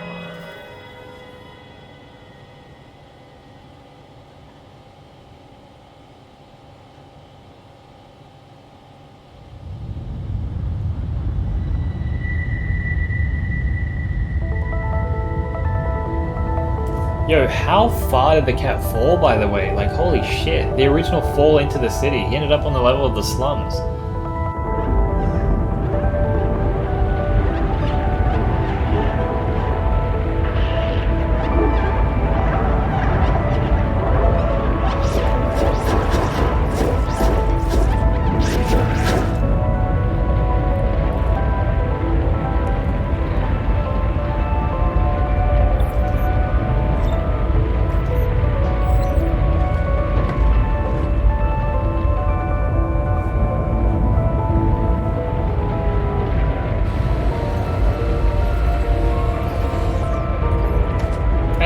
So Clem didn't actually die.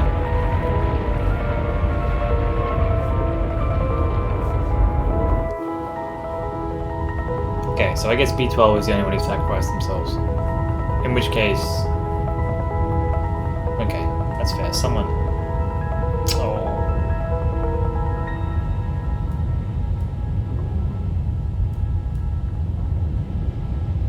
Alright. Bye-bye, B12.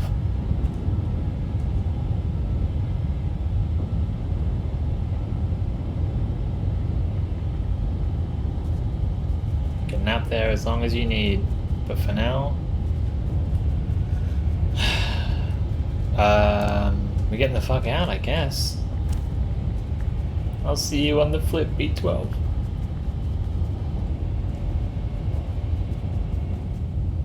Technically, I should be able to visit you about 8 times before I end up stuck with you. Because I got 9 lives, baby.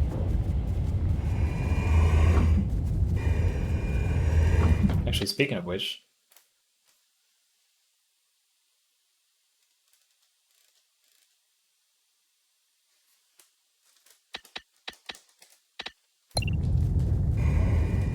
There's an achievement for dying 9 times, and I'm kind of glad I haven't actually got that achievement. I haven't died 9 times.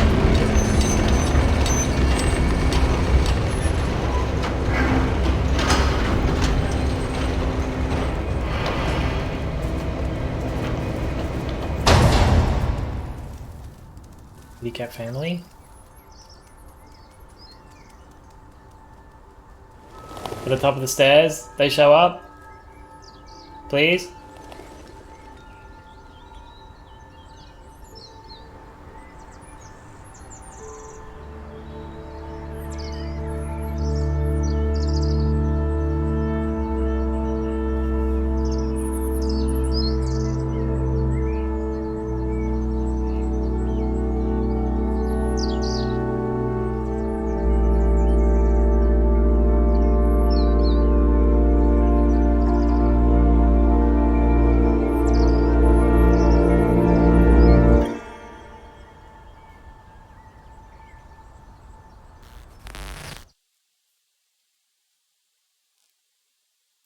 I think that's B12 in the city.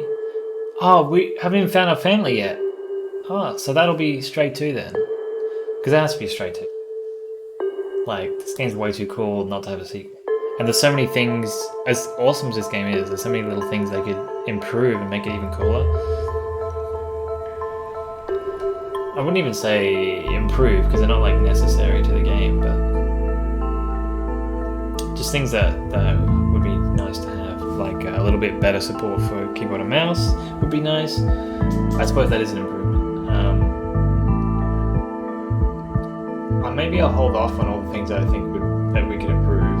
And first, I'll say I love that game. It was such a chill vibe and a good time, and it was so fun being a cat. And it was surprising how, I mean, on one hand surprising, on the other hand, like kind of almost like inevitable how emotional the story about the cat was, like how relatable it was, and how it actually hits harder than if a human were in their place. Like, I guess it's not really surprising, because after it happens you go, of course, you know? Of course I feel that way. That's how I feel when cats are sad in real life.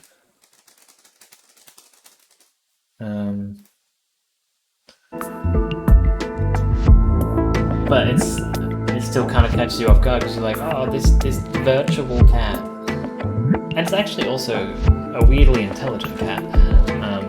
But yeah,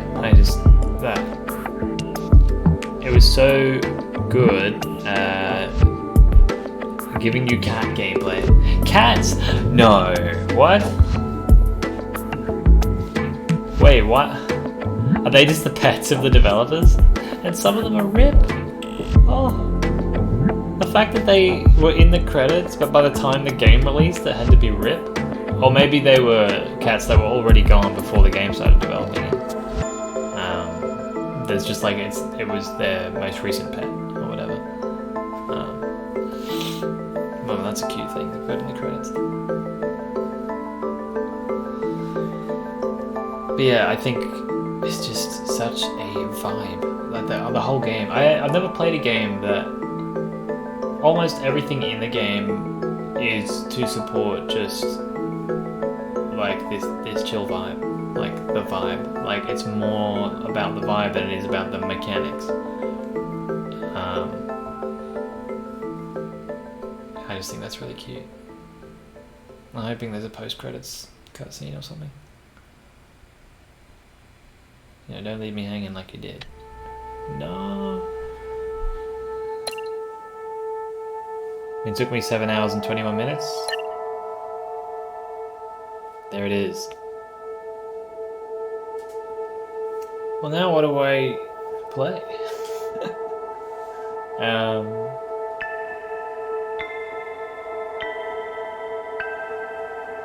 I kind of feel like I should end the stream a bit early. Mostly because I want to export this to YouTube and I don't want to have to like cut whatever comes after. So I'll think through. Let's talk about the game a little bit. So first off, I'll go with gameplay. The gameplay itself, the mechanics, right? So your character, Mr. Cat, very cute, very agile, as cat style. The prompt-based jumps, I think makes a lot of sense, and the animations were so good. Like it really made the jumping around feel very cat-like. A lot of things I want to say is just like it felt very cat-like. Like yeah, no shit, but I don't know. I feel like it would have been easy for it to not. Like it would have been easy for the animations to like not quite fit or not be fluid enough, or whatever. But yeah, I think I liked that. With the exception of the Defluxor, all the gameplay, like with the Zerks, and like pretty much everything you did was about, you know, platforming like a cat, running away from things like a cat, knocking shit over like a cat. Like, I love that it wasn't just like typical puzzle game or puzzle platformer, but you're a cat. It was like, we've built this puzzle platformer to capitalize on cat things, you know, which is like obvious, of course. Like it's obvious that they would do that, but I like that they did that. You know, it would be kind of stupid to make a game where you play as a cat like this, make a big deal about how the fact that you're a cat, and then not make it entirely based on the idea of being a cat. But still, I like it. You know, I'm not saying I'm surprised by it. I just think it's good. So yeah, like the jumping platforming was really good, and you know, knocking stuff off shelves was good. Carrying stuff in your mouth was kind of cool, but then once you get the little drone, you don't do that. He digitizes stuff, and I guess that makes sense. So you can carry multiple objects. It would be kind of, I guess, annoying if you had to do one item at a time all the time. I don't know, you could probably make a game around that, but that's probably the right call with the little drone that digitizes things, B12. And so some of the gameplay elements which were not really core to the progression of the game, like reaching point A to point B, but at least not until the end, but they were fun, were all the cue prompts. So knocking shit over for no reason, for one, all the paint cans. Although sometimes that was necessary. But also like scratching shit, that was never necessary until right at the very end with the cables. Like before then, you just scratch shit because it's fun. And because there's an achievement for it, I guess. You just go, oh, I can do something that a cat would do? I'm doing it. And also napping, because there's no health. There's no health system in the game. It's all very diegetic, so there's no actual reason to rest. It's just like, I think I'll take a moment to sort of take a break from thinking about the game and just watch a cat sleep and purr and listen to the vibes and let the camera pan out and show me a nice view. Like it's literally just, hey, do you want to take a little break? You want to give you a little kitty cat a little break, let him nap, listen to his purrs? It's like, yes, I do. Yes, I do. I would love that. Thank you very much. And that was cute. And I like that there's that kind of, those little elements that are like, this doesn't directly serve the purpose of the game as a game, but it serves the purpose of the game as a work of art, as like where its purpose is to like convey feeling like a cat and to convey this very chill vibe, because you could just as easily have this hyper energetic vibe for cats, like after they've just taken a shit. They have the zoomies, you know. But yeah, you could just as easily portray a more animalistic side of cats and be like hunting and pouncing and killing and scratching, and like you could easily have had all that, but instead they went to like a much more chill and peaceful. Even when you're running from Zerks, it's still not that scary most of the time. It's just, it can get intense, but it's not like scary. It's just like it's fun. It's a little bit of action, but it's never violent. Actually, that's a good word. It's not violent. There's not really any violence in the game, which is interesting now that I think about it. Yeah, because it would have been so easy to just go, yes, here is an enemy in the game. It has this much HP. You walk up to it and you left click to scratch. Like, I think it's way cooler that it's like it's a more realistic depiction, I think. Not that a cat scratching something wouldn't be realistic, but I think they're more likely to run away from shit. Especially in the scenarios we're presented. They'd run away, you know. And this is a particularly intelligent cat, so it knows to run away from a big swarm of Zerks. But yeah, I like that it was this very pacifist, very peaceful, very chill, non-violent way for a cat to get through the world. That was really cool. So that the gameplay is non-violent, which is nice. A nice change of pace for me, since I play a fuck ton of violent games. Not like gory games, but just like lots of shooting, basically. Most of my gameplay is shooting stuff. So this was really nice. Really fun deviation from my norm. But in a way, I don't feel like it's that much for deviation, because I just love stuff that's immersive, and this is definitely immersive. This is like textbook immersion. It's beautiful, like more immersive than I thought possible, because it goes out of its way to add these immersive elements, like, you know, taking a cat nap and scratching shit, which they are literally there for the sake of immersion, of immersing yourself in the mood, in the vibe, in being a cat. They're not there to help you complete the game. They're not necessary to complete the game. So, yeah, in that way, it's not that much of a deviation, because that's kind of my favorite thing about games, is being immersed. And I kind of suspected that this would be a very immersive game, but it was so much, I couldn't have predicted everything that I experienced.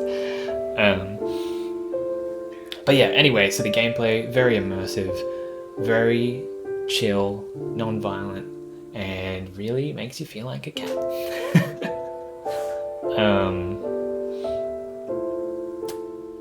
So, and then there's the art style, which is just, actually, yeah, I'll go with the art style next. So this, actually, let me look at the chapter like thumbnails to give me some inspiration here. But yeah, like, it's also so cozy, like outside of even, the whole vibe is like, I want to say lo-fi, even though that's not technically correct to use to describe a visual thing. I think it's a type of music, but it does just make me feel, like, give me lo-fi vibes, like lo-fi beats to study to, and whatever is happening in the background, this is it. You know, it's just like overgrown, but quiet, but peaceful. Like, it's not creepy. And the areas that are full of Zerks, they're not With one exception, they're not really creepy. They're just gross and like foreboding, but they're not so much creepy until you get to the walls with eyeballs. Um, that's different. That's creepy. That was that was creepy. In fact, they didn't really go anywhere. There's still a big ass Zerk down there. That's scary. But yeah, anyway, so the art is also supporting that chill vibe. Um, so I don't want to dwell on the chill vibe too much because it's very much goes without saying. Game is very chill. It does a great job of just being a relaxing, fun puzzle platformer.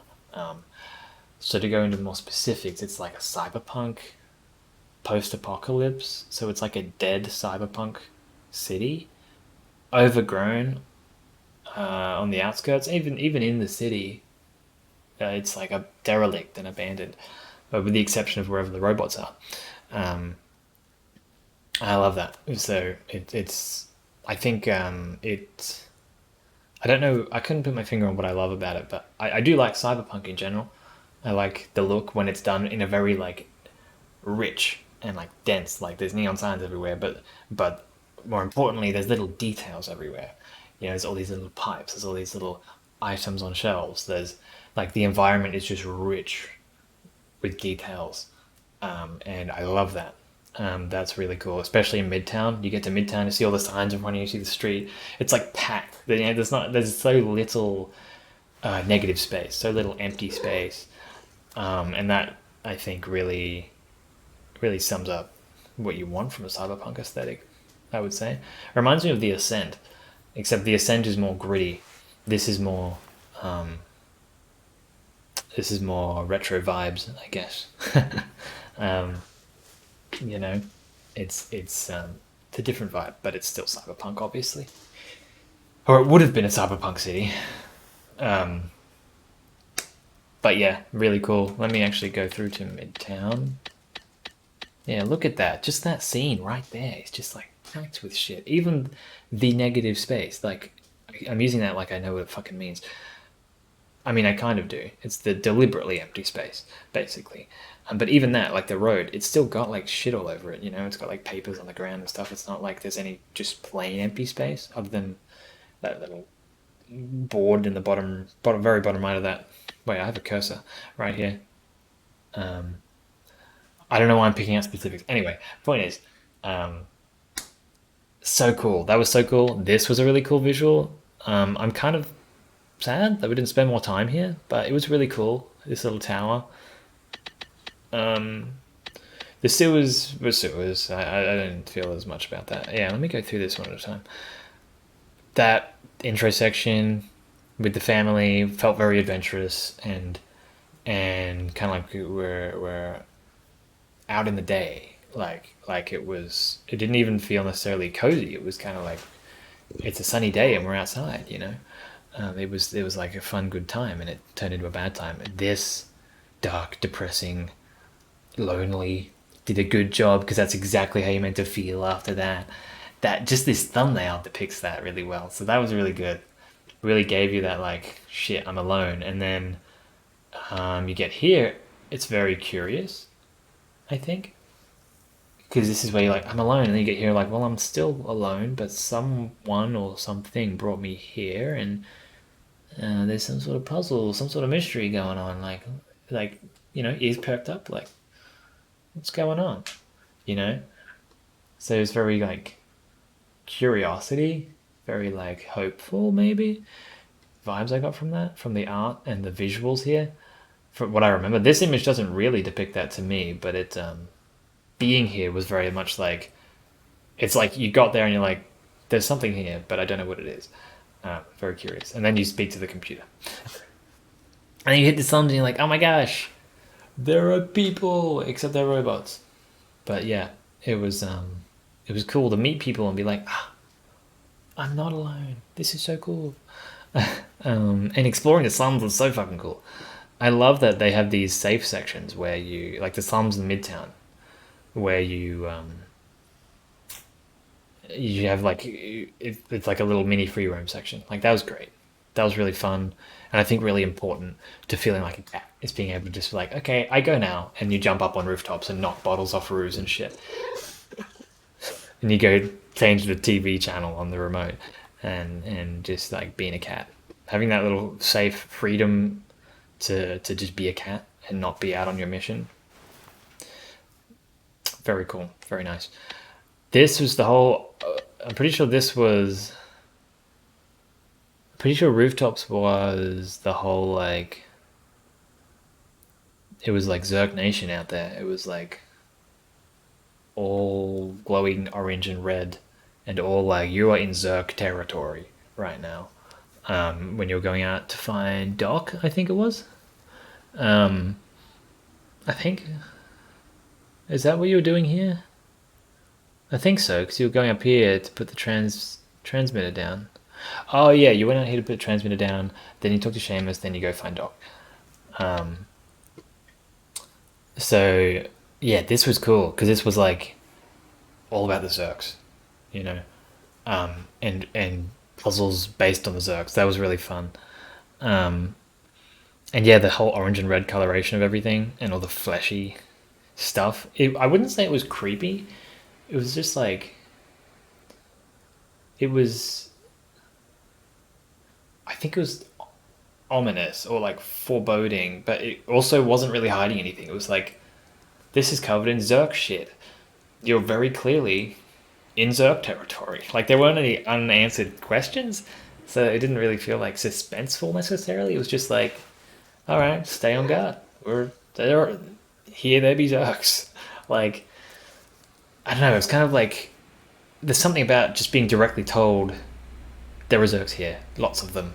That's like not creepy, but just like I don't know. It's I don't know what the word is for it, but it's just it's a feeling, you know, just like knowing you're in the dangerous place, and and being like okay, and I go further in, and I keep going, because I have to. I don't know. That was fun. It was kind of like it was especially fun to do all the Zerk related stuff with as a cat and being like running around and dodging and stuff because we didn't have the defluxor obviously.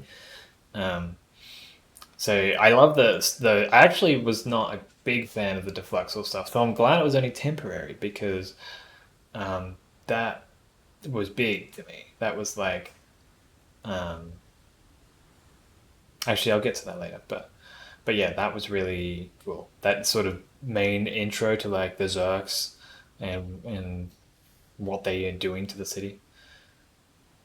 I hope they'll return in Stray too, um, as a bigger threat. Slums Part 2 is just more in the slums, more of that story with the characters. I did like that they had that kind of story, but I also like that they didn't harp on it too much. I feel like they didn't anyway. It was just like, go find the notebooks. Okay, we've got these four characters. You only have to remember four names. They're all very memorable names. They all look visually distinct. Um, and they all kind of meant different things to us. So like Momo was the guy trying to find the rest of the crew. Doc was the guy who made the defluxor, and is like mad scientist looking dude. The Balthazar was like this weird fucking meditating monk dude hooked into several computer screens. And he basically contributed nothing. Like he basically just said, "Oh, you're trying to get up to Midtown? Climb the tower, bro." Like I'm going back to meditating now. Like he didn't really do anything. Um, but he was cool. He was visually fucking cool. Um, that wasn't here though. That was later. So yeah, the dead end. I don't remember what. Oh, that was when we went and found Doc. I think. I'm not sure now. I'm pretty sure it is. This is where we went and found Doc. This image does not jog my memory at all. It does not help me. But I'm pretty sure we went and found Doc. And that was cool. We got the defluxor. That was a cool intro to the defluxor. It was a little bit unwieldy. Um, trying to let him kill them. Like trying to figure out like, okay, am I meant to like run to you? Do I need to stop to wait for you to kill them while you're trying to get to him so you can get the deflexor? And he's like got it turned on and he's shooting him. Like it was difficult to figure out how you were supposed to play that. At least for me, um, especially trying to get over that gap. I remember that distinctly. It was like, so do I stop here and wait for you to kill the ones in front of me, or do I like jump straight into all these Zerks and just assume you're gonna kill them for me? Because like neither was really working. But anyway, it was fine. It was a little bit of a frustration there, but and it worked in the end. Um, oh yeah, and since I was originally talking about art style, the defluxel being a purple light, not a big detail, but it was cool. It made it definitely made it pop compared to like everything else we've seen so far. It's like this is really special and cool and high tech. This is like big purple light blows up Zergs. Like it made it feel very cool and very powerful and like unique. Um, like even more unique than it already was by being the only weapon we have in the entire game. Um, but I really liked. I don't know. It was especially cool since probably deliberately, it contrasts so well with Zergs themselves because they're all like orange. This is purple. Like it means that you're not like missing the effect of the defluxor. You're not gonna not see that. Not to mention none of the environments were purple, so it was just always visible no matter where you were, and that was good. It was nice and bright and vibrant, and it definitely made I think enhanced the feeling of having the defluxor. It made it feel like you were very strong. Um, but yeah, like I was saying before, wasn't the biggest fan of actually having it. I really preferred like trying to run and dodge and zigzag through the swarms of Zeus. I love those running segments, you know. But I appreciated the little bit of like resource management you had to do, the combination of resource management and running that you had to do while you had the defluxor. It was a bit of fun, but I definitely am glad that it was only like given to you in the middle of the game and then very quickly taken away from you again because um, it was cool, but I greatly preferred just being a cat and like running through shit. So in the sewers, I'm pretty sure is where we met the big bad Zerky boy, the big eyeballs and shit. Um, I think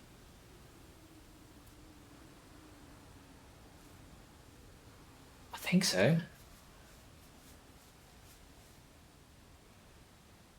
I might be misremembering, but that was cool. Whenever that did happen, it was cool.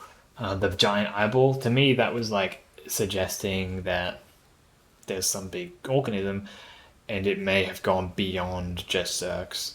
Or it definitely has gone beyond just Zerks, which means maybe that light we're letting in from the outside isn't enough. And we may actually be letting something out. Although it's still going to be stuck down there because there's no way, just because it got bigger doesn't mean it's no longer sensitive to light, I would think. Although at the same time, it's not like all those fleshy bits burned away. They're still there. It was just the Zerks that exploded with the light, so that could be a gameplay thing. I don't know.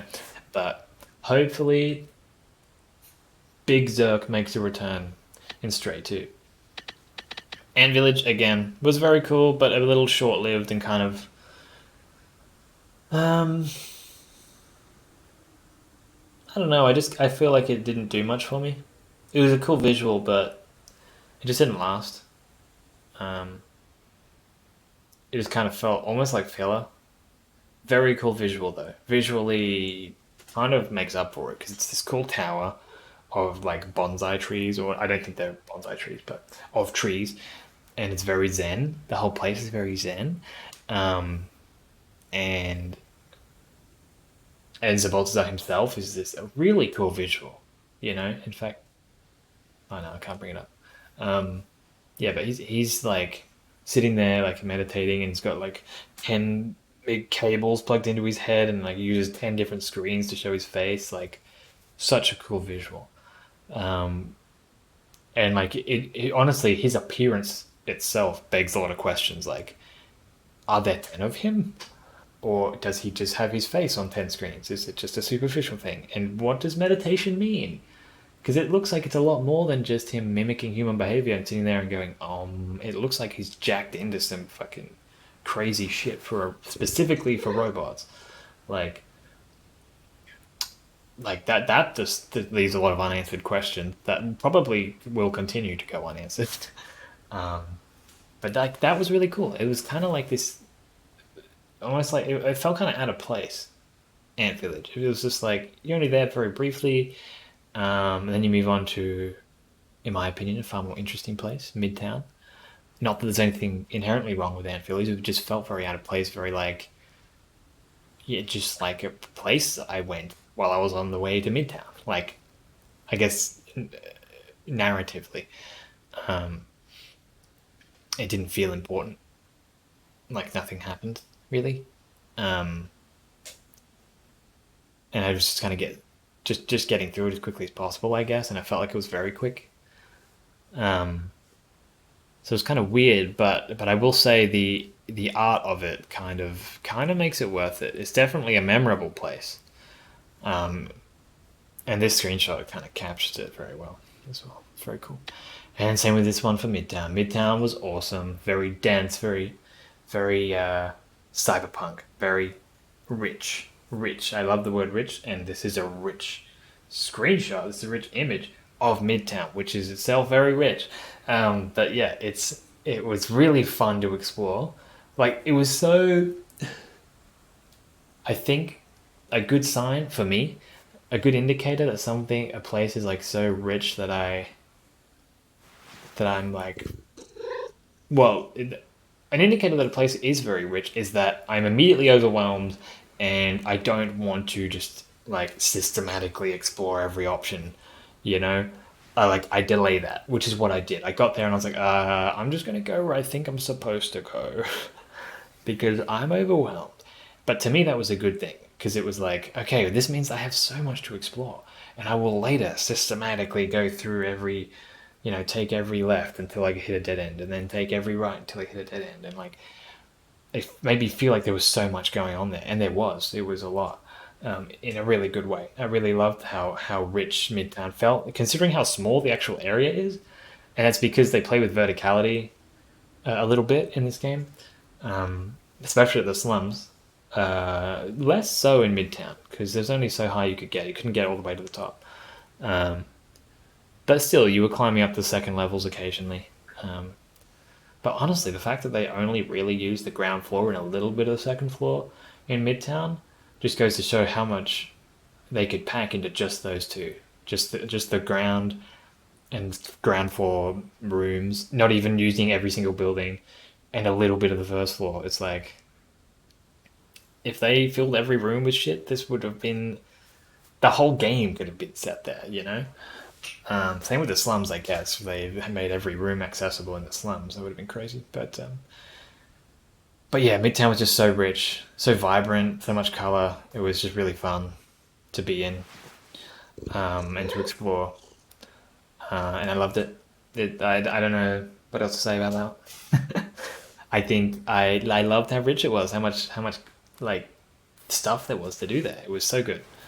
Um, and I loved meeting the Sentinels. And I guess I also love how much happened here. So you meet the Sentinels. That's a big thing. You see shops, right? In the slums, you technically had a shop and you had people who did things, but they weren't like shops. They weren't running businesses, right? They were surviving. But here, you see like them mimicking business practices. Sorry, let me rephrase that. Them mimicking being a shopkeep. They're mimicking going and buying stuff. Um, in a way that suits them as robots or companions. Um, and it's all lit up, it's all colorful. It was so cool to see what felt like a sort of living town. And it also did a good job of sort of, because we only saw this little section of Midtown that the bots are in. Um, the residential building that we went to could probably fit every single bot we saw in it. We didn't see any other residential structures. We weren't able to access any. We didn't see any. And I like that kind of uh, ties it all up very neatly. It's like yeah, you only see one residential structure. You only see enough robots to fill one residential structure. There's none of these questions like, if there are so many robots, where do they all live? Or the opposite, like, if there are so many residential areas, like, what are all the empty ones doing? Are they just abandoned? Like, you know, or what are all these other robots doing if they're not buying stuff? And like, it just felt like I wasn't really left with questions like, how does this work? It just felt like I was given enough information to accept it. And I liked it. Um, yeah, I really enjoyed Midtown. Midtown's just for the visuals was really awesome, but also gameplay. I liked jumping on the cameras. I liked after the factory avoiding the sentinels. I liked Clementine's room. Oh, that was so fun. Just visually, like so much of it is just visually. This is so fun. Um, yeah, Clementine's room, it was so rich. Like, damn, it was full of shit. But well, a lot of that shit was lava lamps. To be fair, she has a weird obsession with lava lamps. But yeah, I mean, lava lamps that look as cool as that, I don't blame her. But yeah, it's really fun. I have nothing but good things to say about Midtown. The jail was intentionally very monotonous and depressing. I wouldn't even say depressing actually, but it was very. I mean, I guess it should have been depressing, but I didn't get depressed by it. I was kind of determined to get out. So what I felt was determination, but it was a depressing place. It was interesting to see what they do to the robots in there, or more like what they don't do. They just leave them in there and let them fucking get corrupted or whatever. Um, but it kind of, in a weird way, throughout this and what happens in Midtown, I don't. I'm not like angry at the Sentinels. Like I think they're just as much mimicking humans as all the other robots are. So I kind of just think they're just as much victims of whatever system is in place as all the other robots are, victims of the Sentinels. So like, I'm not really like, oh, these Sentinels are such like terrible things. They're just like I almost feel like you could explain to them, or you could free them, and they'd be like, oh, especially the actual humanoid ones. The little floaty drones seem to be automated, because I think they shut down when we saved the city. Actually, the humanoid ones might have as well. They didn't seem capable of personality, but at the same time, they did say different things. They would just loop, which made them seem devoid of intelligence. But I don't know. But anyway, interestingly, I didn't really hate the Sentinels. I wasn't like, God, I hate the Sentinels. They captured me. They keep other robots in here until they go crazy. They mind wipe them. It really feels like there's a system greater than the Sentinels themselves that is making them do it, um, and that they're just programmed. Like I guess they really just feel like robots, unlike the companions, which feel like more than robots. So it was hard to be angry at them for just being robots with the Sentinels. So I didn't really consider them like things you could hate. It was just like it's like part of the city almost, you know. Um, or literally, I guess. But yeah. Anyway, so the jail, we escaped. Very cool. Um, there wasn't a whole lot to say there. It was kind of buggy, like the Sentinel thingy drone that like that was weird. Um, it was fun escaping, but I think it was kind of uninteresting because of how little there was to like explore in the jail. It was like you go into this control room and like in a cell block, and there's all this stuff on the shelves, and you think you might be able to jump up there, but you actually can't do anything in this room at all. It's just an empty control room. It looks like there should be things to do, but there's not.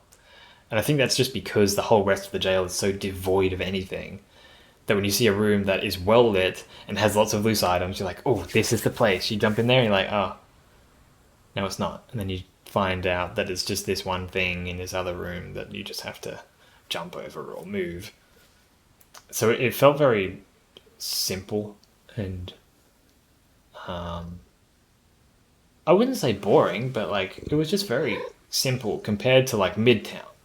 And maybe that was intentional to give you a break from the complexity of Midtown, but which wasn't super complex, by the way. I don't mean like this was mind bending, but I just mean there was a lot going on. Um, Maybe that was intentional, but I don't know. For me, it was just like it was almost just like going through the motions. But hey, the whole game was fun. It wasn't like I wasn't having fun. It was just it would have been cool to get into more cells, I guess, and explore more, see more about the jail, I guess. But if there's not much to tell there, then I don't know. I don't always have to have a solution, okay? I don't have a solution. I just think it wasn't as interesting as other sections of the game. Um, and maybe that was intentional, maybe it wasn't. I don't know. Uh, it is a jail after all. Jails tend not to be interesting, but that's not an excuse to make your jail level in a video game uninteresting, right? Um, I think what I would, because I don't like to just say that and not offer some sort of advice. Not that the devs are ever going to see this, but I think maybe just would have been cool to have more robots that I could talk to and see the effects of their insanity and learn more about exactly what's happening to them. Um, if it's just age or if it's like something else, something more. I think that would have been cool. It would have made up for it being kind of monotonous. Having to lure the drones and then lock the doors, that was fun. Even though it was only like one section, but it was fun. I liked that. It was cool. Um, and the laser beam section was cool, but ultimately not so different to anything we've done before. Um, yeah. So jail was cool. It was alright. Not my favorite level, but it was alright. And the control room was really, in the end, wasn't complicated at all. I was just stupid. Um, it wasn't immediately obvious that after failing to use a panel, you then have to put the cube robot under somewhere else. It's not connected to anything, it's just sitting there. And then use the panel again. Like, that. I don't think that was really well communicated. That first panel that you were just supposed to try again now that you have this cube robot parked. Um, but I mean, to be fair, there was literally nothing else to do, so it was only a matter of time before I figured that out. But I don't know if that's really a good excuse. Um, I don't know. I feel like that could have been communicated better. I don't know. I don't know. Because I guess to walk through the very simple thought process I had, it was like, okay, we try to hack the panel to open the door. That fails. So we look around for things to do. We move this box robot over under this panel. At that point, I have no reason to believe the door opening panel has been fixed. So why would I try it again? Um, but apparently that's what you had to do, because apparently the door opening panel also opens the little wire box. So maybe I'm stupid. I don't know. Anyway, so that was cool. That was fine, because this level was really more about, concluding than it was about uh, the gameplay loop, I guess. Although the very last bit was pretty fun. Like, you got to jump on the keyboards to turn off and on the screens. And even though it sort of tried to tell you that it was time sensitive, it really wasn't. It felt very. I was fairly relaxed. It just felt very like, okay, we're doing this. The stakes here are narrative, not mechanical. You know, so it was chill.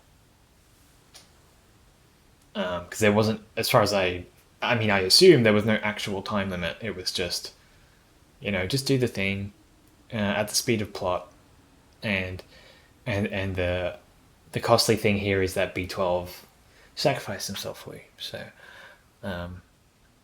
in the end, that's what it was. I didn't know that going in, but I knew it as soon as he took damage from the first computer. I was like, he's gonna die doing this. It didn't go exactly the way I thought it would, um, but yeah, it. Anyway, so the control room level was pretty cool. It was cool seeing it all so clean and like pristine, getting out of the subway. I actually thought I was gonna see a human, but then there was another part of me that was like, they're not gonna have a human. Like the vibe of this game, what would a human even look like? Is it gonna be a photorealistic human, or is it gonna be some sort of like art style, some sort of different art style? Like I can't even picture what humans look like in this universe. No, in this art style, I mean, like, is it photorealistic? I don't know if it is. It doesn't feel like it, but maybe that's just the vibe. Maybe it is. Maybe they would just have a real looking person. Um, but yeah, anyway, um, it was fun and it was I wouldn't say novel or surprising ending. Um, it was certainly one of the endings of all time. No, that's mean. Um, it was an inevitable ending, I guess. Like it was gonna happen. We knew that. Um, there was always a part of my brain that was picturing us escaping, and it was me and B12, and we'd get back to our family, and B12 would meet the rest of our family, and that's tie everything up in a neat little happy ending bun. But um, bun, yeah. But that didn't happen. Neither of those things happened. We haven't even met our family yet. Um, so but it was good.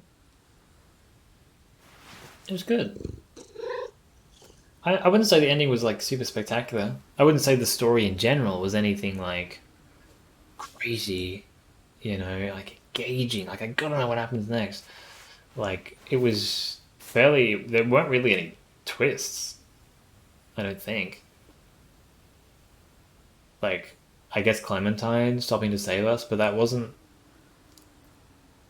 Yeah, that was kind of a twist. When she closed the doors behind us, I was like, wait, did she just fucking betray us?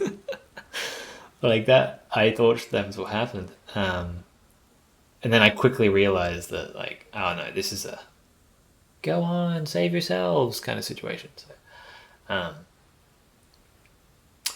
but generally, there weren't really any twists. It was just kind of you just follow the line, just follow the plot, just do what this game tells you to do. And I think that's intentional.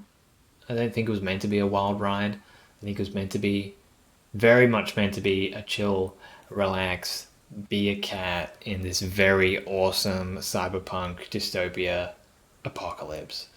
That makes it sound weird, like bad, but the whole game is so incredibly chill. It is an apocalypse, but the vibe is not that of an apocalypse. The vibe is so chill, and I'm gonna say it again, even though it's technically incorrect. Lo-fi, like just lo-fi video game to not study to. Yeah, it was really fun. Um, so I've talked about the art and how much I love the art. The music, I know nothing about music, so my comments here will be very brief, but it was good. All right, end of story. No, I, uh, I mean, I really don't have a lot else to say. The music was like obviously quite a unique type of music. I don't know what it's called, but it was very nice. I think you can literally call that lo-fi, actually. I think they were lo-fi beats to study to. Um,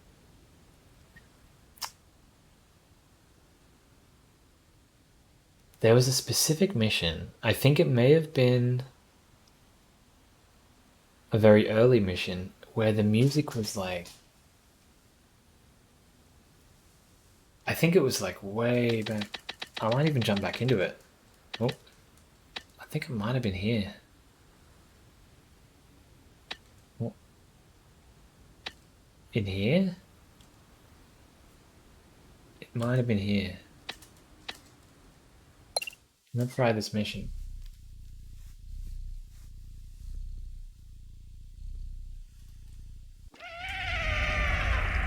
Oh no, no, no, no, I'm out. I'm sorry. I don't want to hear them crying for their fucking Family again. Okay, so anyway. Somewhere in the game, I think early on, there's this soundtrack that's like, sorry, I just can't go through that again. That was so fucking sad. I forgot about that, man. That was so sad. But there's a part where the music is not even, it's that there isn't like a consistent beat or anything. It's just like these odd noises, and it's meant to be kind of like not out of tune, I guess, but just meant to like unsettle you. And it was really good. It was really cool, and I really liked that because it sounded so cool and really contributed to the it was chill, but it was like weird, and I love that.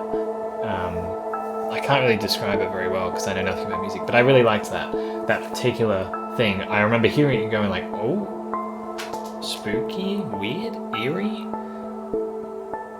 something is afoot, something's not right. It was very cool. I really liked it, and a lot of the music throughout, the music I'm hearing right now, it's also so good, so atmospheric. Loved it. Can't speak that much more to that because I know nothing about music. To be fair, I don't know a lot about art either, so I shouldn't really have gone as far as I did with that. But yeah, music, I loved it. It kept me immersed, and it surprised me in really good ways. Sometimes, like that really unsettling, out of tune, lo-fi music very early on.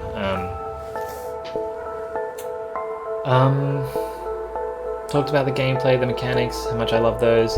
Talked about the lovely art. Talked about each level. I kind of went into that unintentionally. Talked about the music. The graphics, like as aside from the art style and all the art, really good. I don't know what else to say to that. Really good, really cool, very, very pretty. That's not really separate from the art style though, so I don't know if there's much else that matters to me in this game. The story I've touched on, but again, it's like nothing revolutionary. It was just like the story of a cat that lost his family, fell down into a dead city full of robots and Zerks, and in the process of trying to get out, he saved them all. And he's weirdly intelligent. So clearly cats have evolved a little bit to be a bit more intelligent. Actually, something I would like to touch on is how right at the end I realized that the sort of drone is the cat's pet almost. Like it really plays with, maybe unintentionally, I don't know, seems unlikely to me that it was unintentional, that relationship of like owner and pet, because technically the drone was a human. But the cat was the one who could act, so the cat had to carry it around, and the cat had to sort of show it what to do, and the cat had to take care of the drone. So it sort of took that relationship and I wouldn't say it flipped it. It flipped it a little bit, but it also just kind of broke it. It kind of just said, that's not the relationship here. They're equals, really. They're taking care of each other. There's no owner and pet here, They respected each other, and the robots respected the cat, which I thought that was fun. That was interesting. Obviously, this cat was far more intelligent than an actual cat, but it was fun, and I liked that. That was a fun aspect of it. It gave me actually at the end with B12, and also his name being B12, reminded me of the ending of Titanfall 2 with BT, with Titan. Same vibes, man. Except the BT was far more emotional for me, because B12 I never felt incredibly attached to. Like B12 helped us along the way, but they were kind of on their own journey, and they were just along for the ride with us. Like they were kind of on their own parallel story, with the memories. Like regaining their memories, like they would just happen to be helpful in what we were trying to do. But B12 was kind of I never really felt that they were super intertwined in what the cat was doing. Like they were just kind of along for the ride and helping out because they're friends. Um, that was how I felt. Maybe that's wrong, and that's not what they intended. But I didn't super feel like B12 was like present in the story, because even though he was translating for the robots were directing all of their dialogue to the cat. None of them spoke to B12. So, and they even said, like, that little drone you've got, like, they never spoke to B12, which in hindsight is really strange.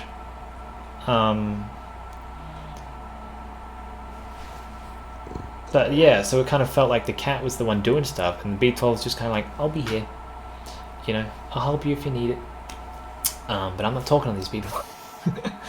So I guess that's why I felt B12 wasn't that significant in the main plot. It was more like he was kind of that he was the MacGuffin. No, not the MacGuffin. That's not really right. But you know what I mean. Like he was kind of that plot device that does everything at the end. He's like I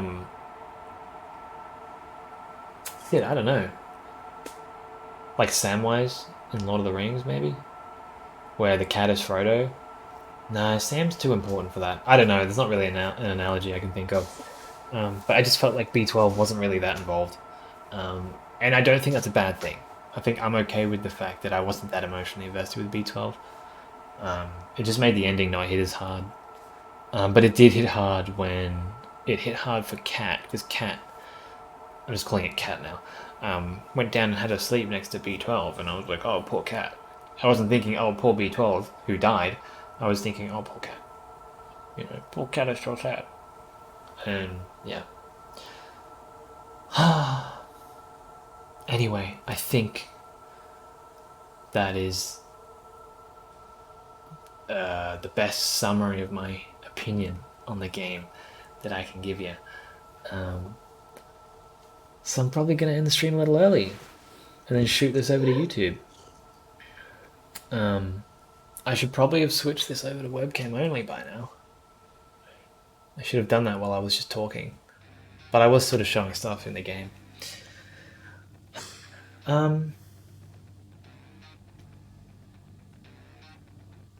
Yeah, that's straight. And man, that was awesome. I loved every minute of it, to be honest. Like, I know I've said some things. Oh yeah, that was the other thing I wanted to talk about. Just a few little things I would love to see in Stray 2. One, the pupils on the cat need to like dilate. You need to see that, and they need to be able to like pounce. Like we got to see that. That's so iconic of cats. That's such a great cat reference you could make to like cats. But like the little pouncing, the bum wiggling, and like the pupils dilating. Like we got to see a cat do that in Stray 2. Even if we don't do it, we got to see a cat do it. Like please, you know. But it would be great if we could do it as well. That's a big one that I was really kind of like, I wish I had seen that. Zoomies would be cool, seeing a cat have the zoomies, but we sprinted around a lot of places. But the way we were sprinting was very long form, very like galloping, right? But zoomies is like fucking on crack. Like I would love to see a cat with zoomies in Stray 2. That's not a big thing. You can go without seeing it. Cats don't always have zoomies. So you know, I could wait until Stray 3 to see that. Another thing would be some kind of mechanic where there is a laser dot and you can't help but chase it, or like the mechanic is that you have to chase it. Or something, but you know, there's got to be a little red dot that the cat chases. But mostly the little pounce, and like I want to see a cat hunt something in Stray 2. That I'd like to see that. You know, again, I like the non-violence of this game, and I wouldn't want to ruin that in Stray 2, but unless devs want to do that, it's whatever, I don't mind. But But I do really need to see a cat's pupils dilate and shift as depending on your actions, and like you get to do the little, you know, like I gotta see that. You gotta have that in Stray too. Anyway, my little letter to the devs that they will never hear. But anyway, yeah, that's I'm gonna stop it there. So, thank you for watching, whoever you are. Oh, and of course, this is going to YouTube, so if you do watch it on YouTube, thank you, because I don't really make YouTube content anymore. I've been thinking about making some stuff deliberate, like specifically for YouTube. Think about D&D stuff actually, but I'm in no rush for that. So yeah, maybe we'll see. But for now, it's just going to be story-based games from Twitch exported over to YouTube. So if you are watching on YouTube, try to come join on Twitch sometimes and we can chat. Otherwise, I'm just glad you watch my stuff.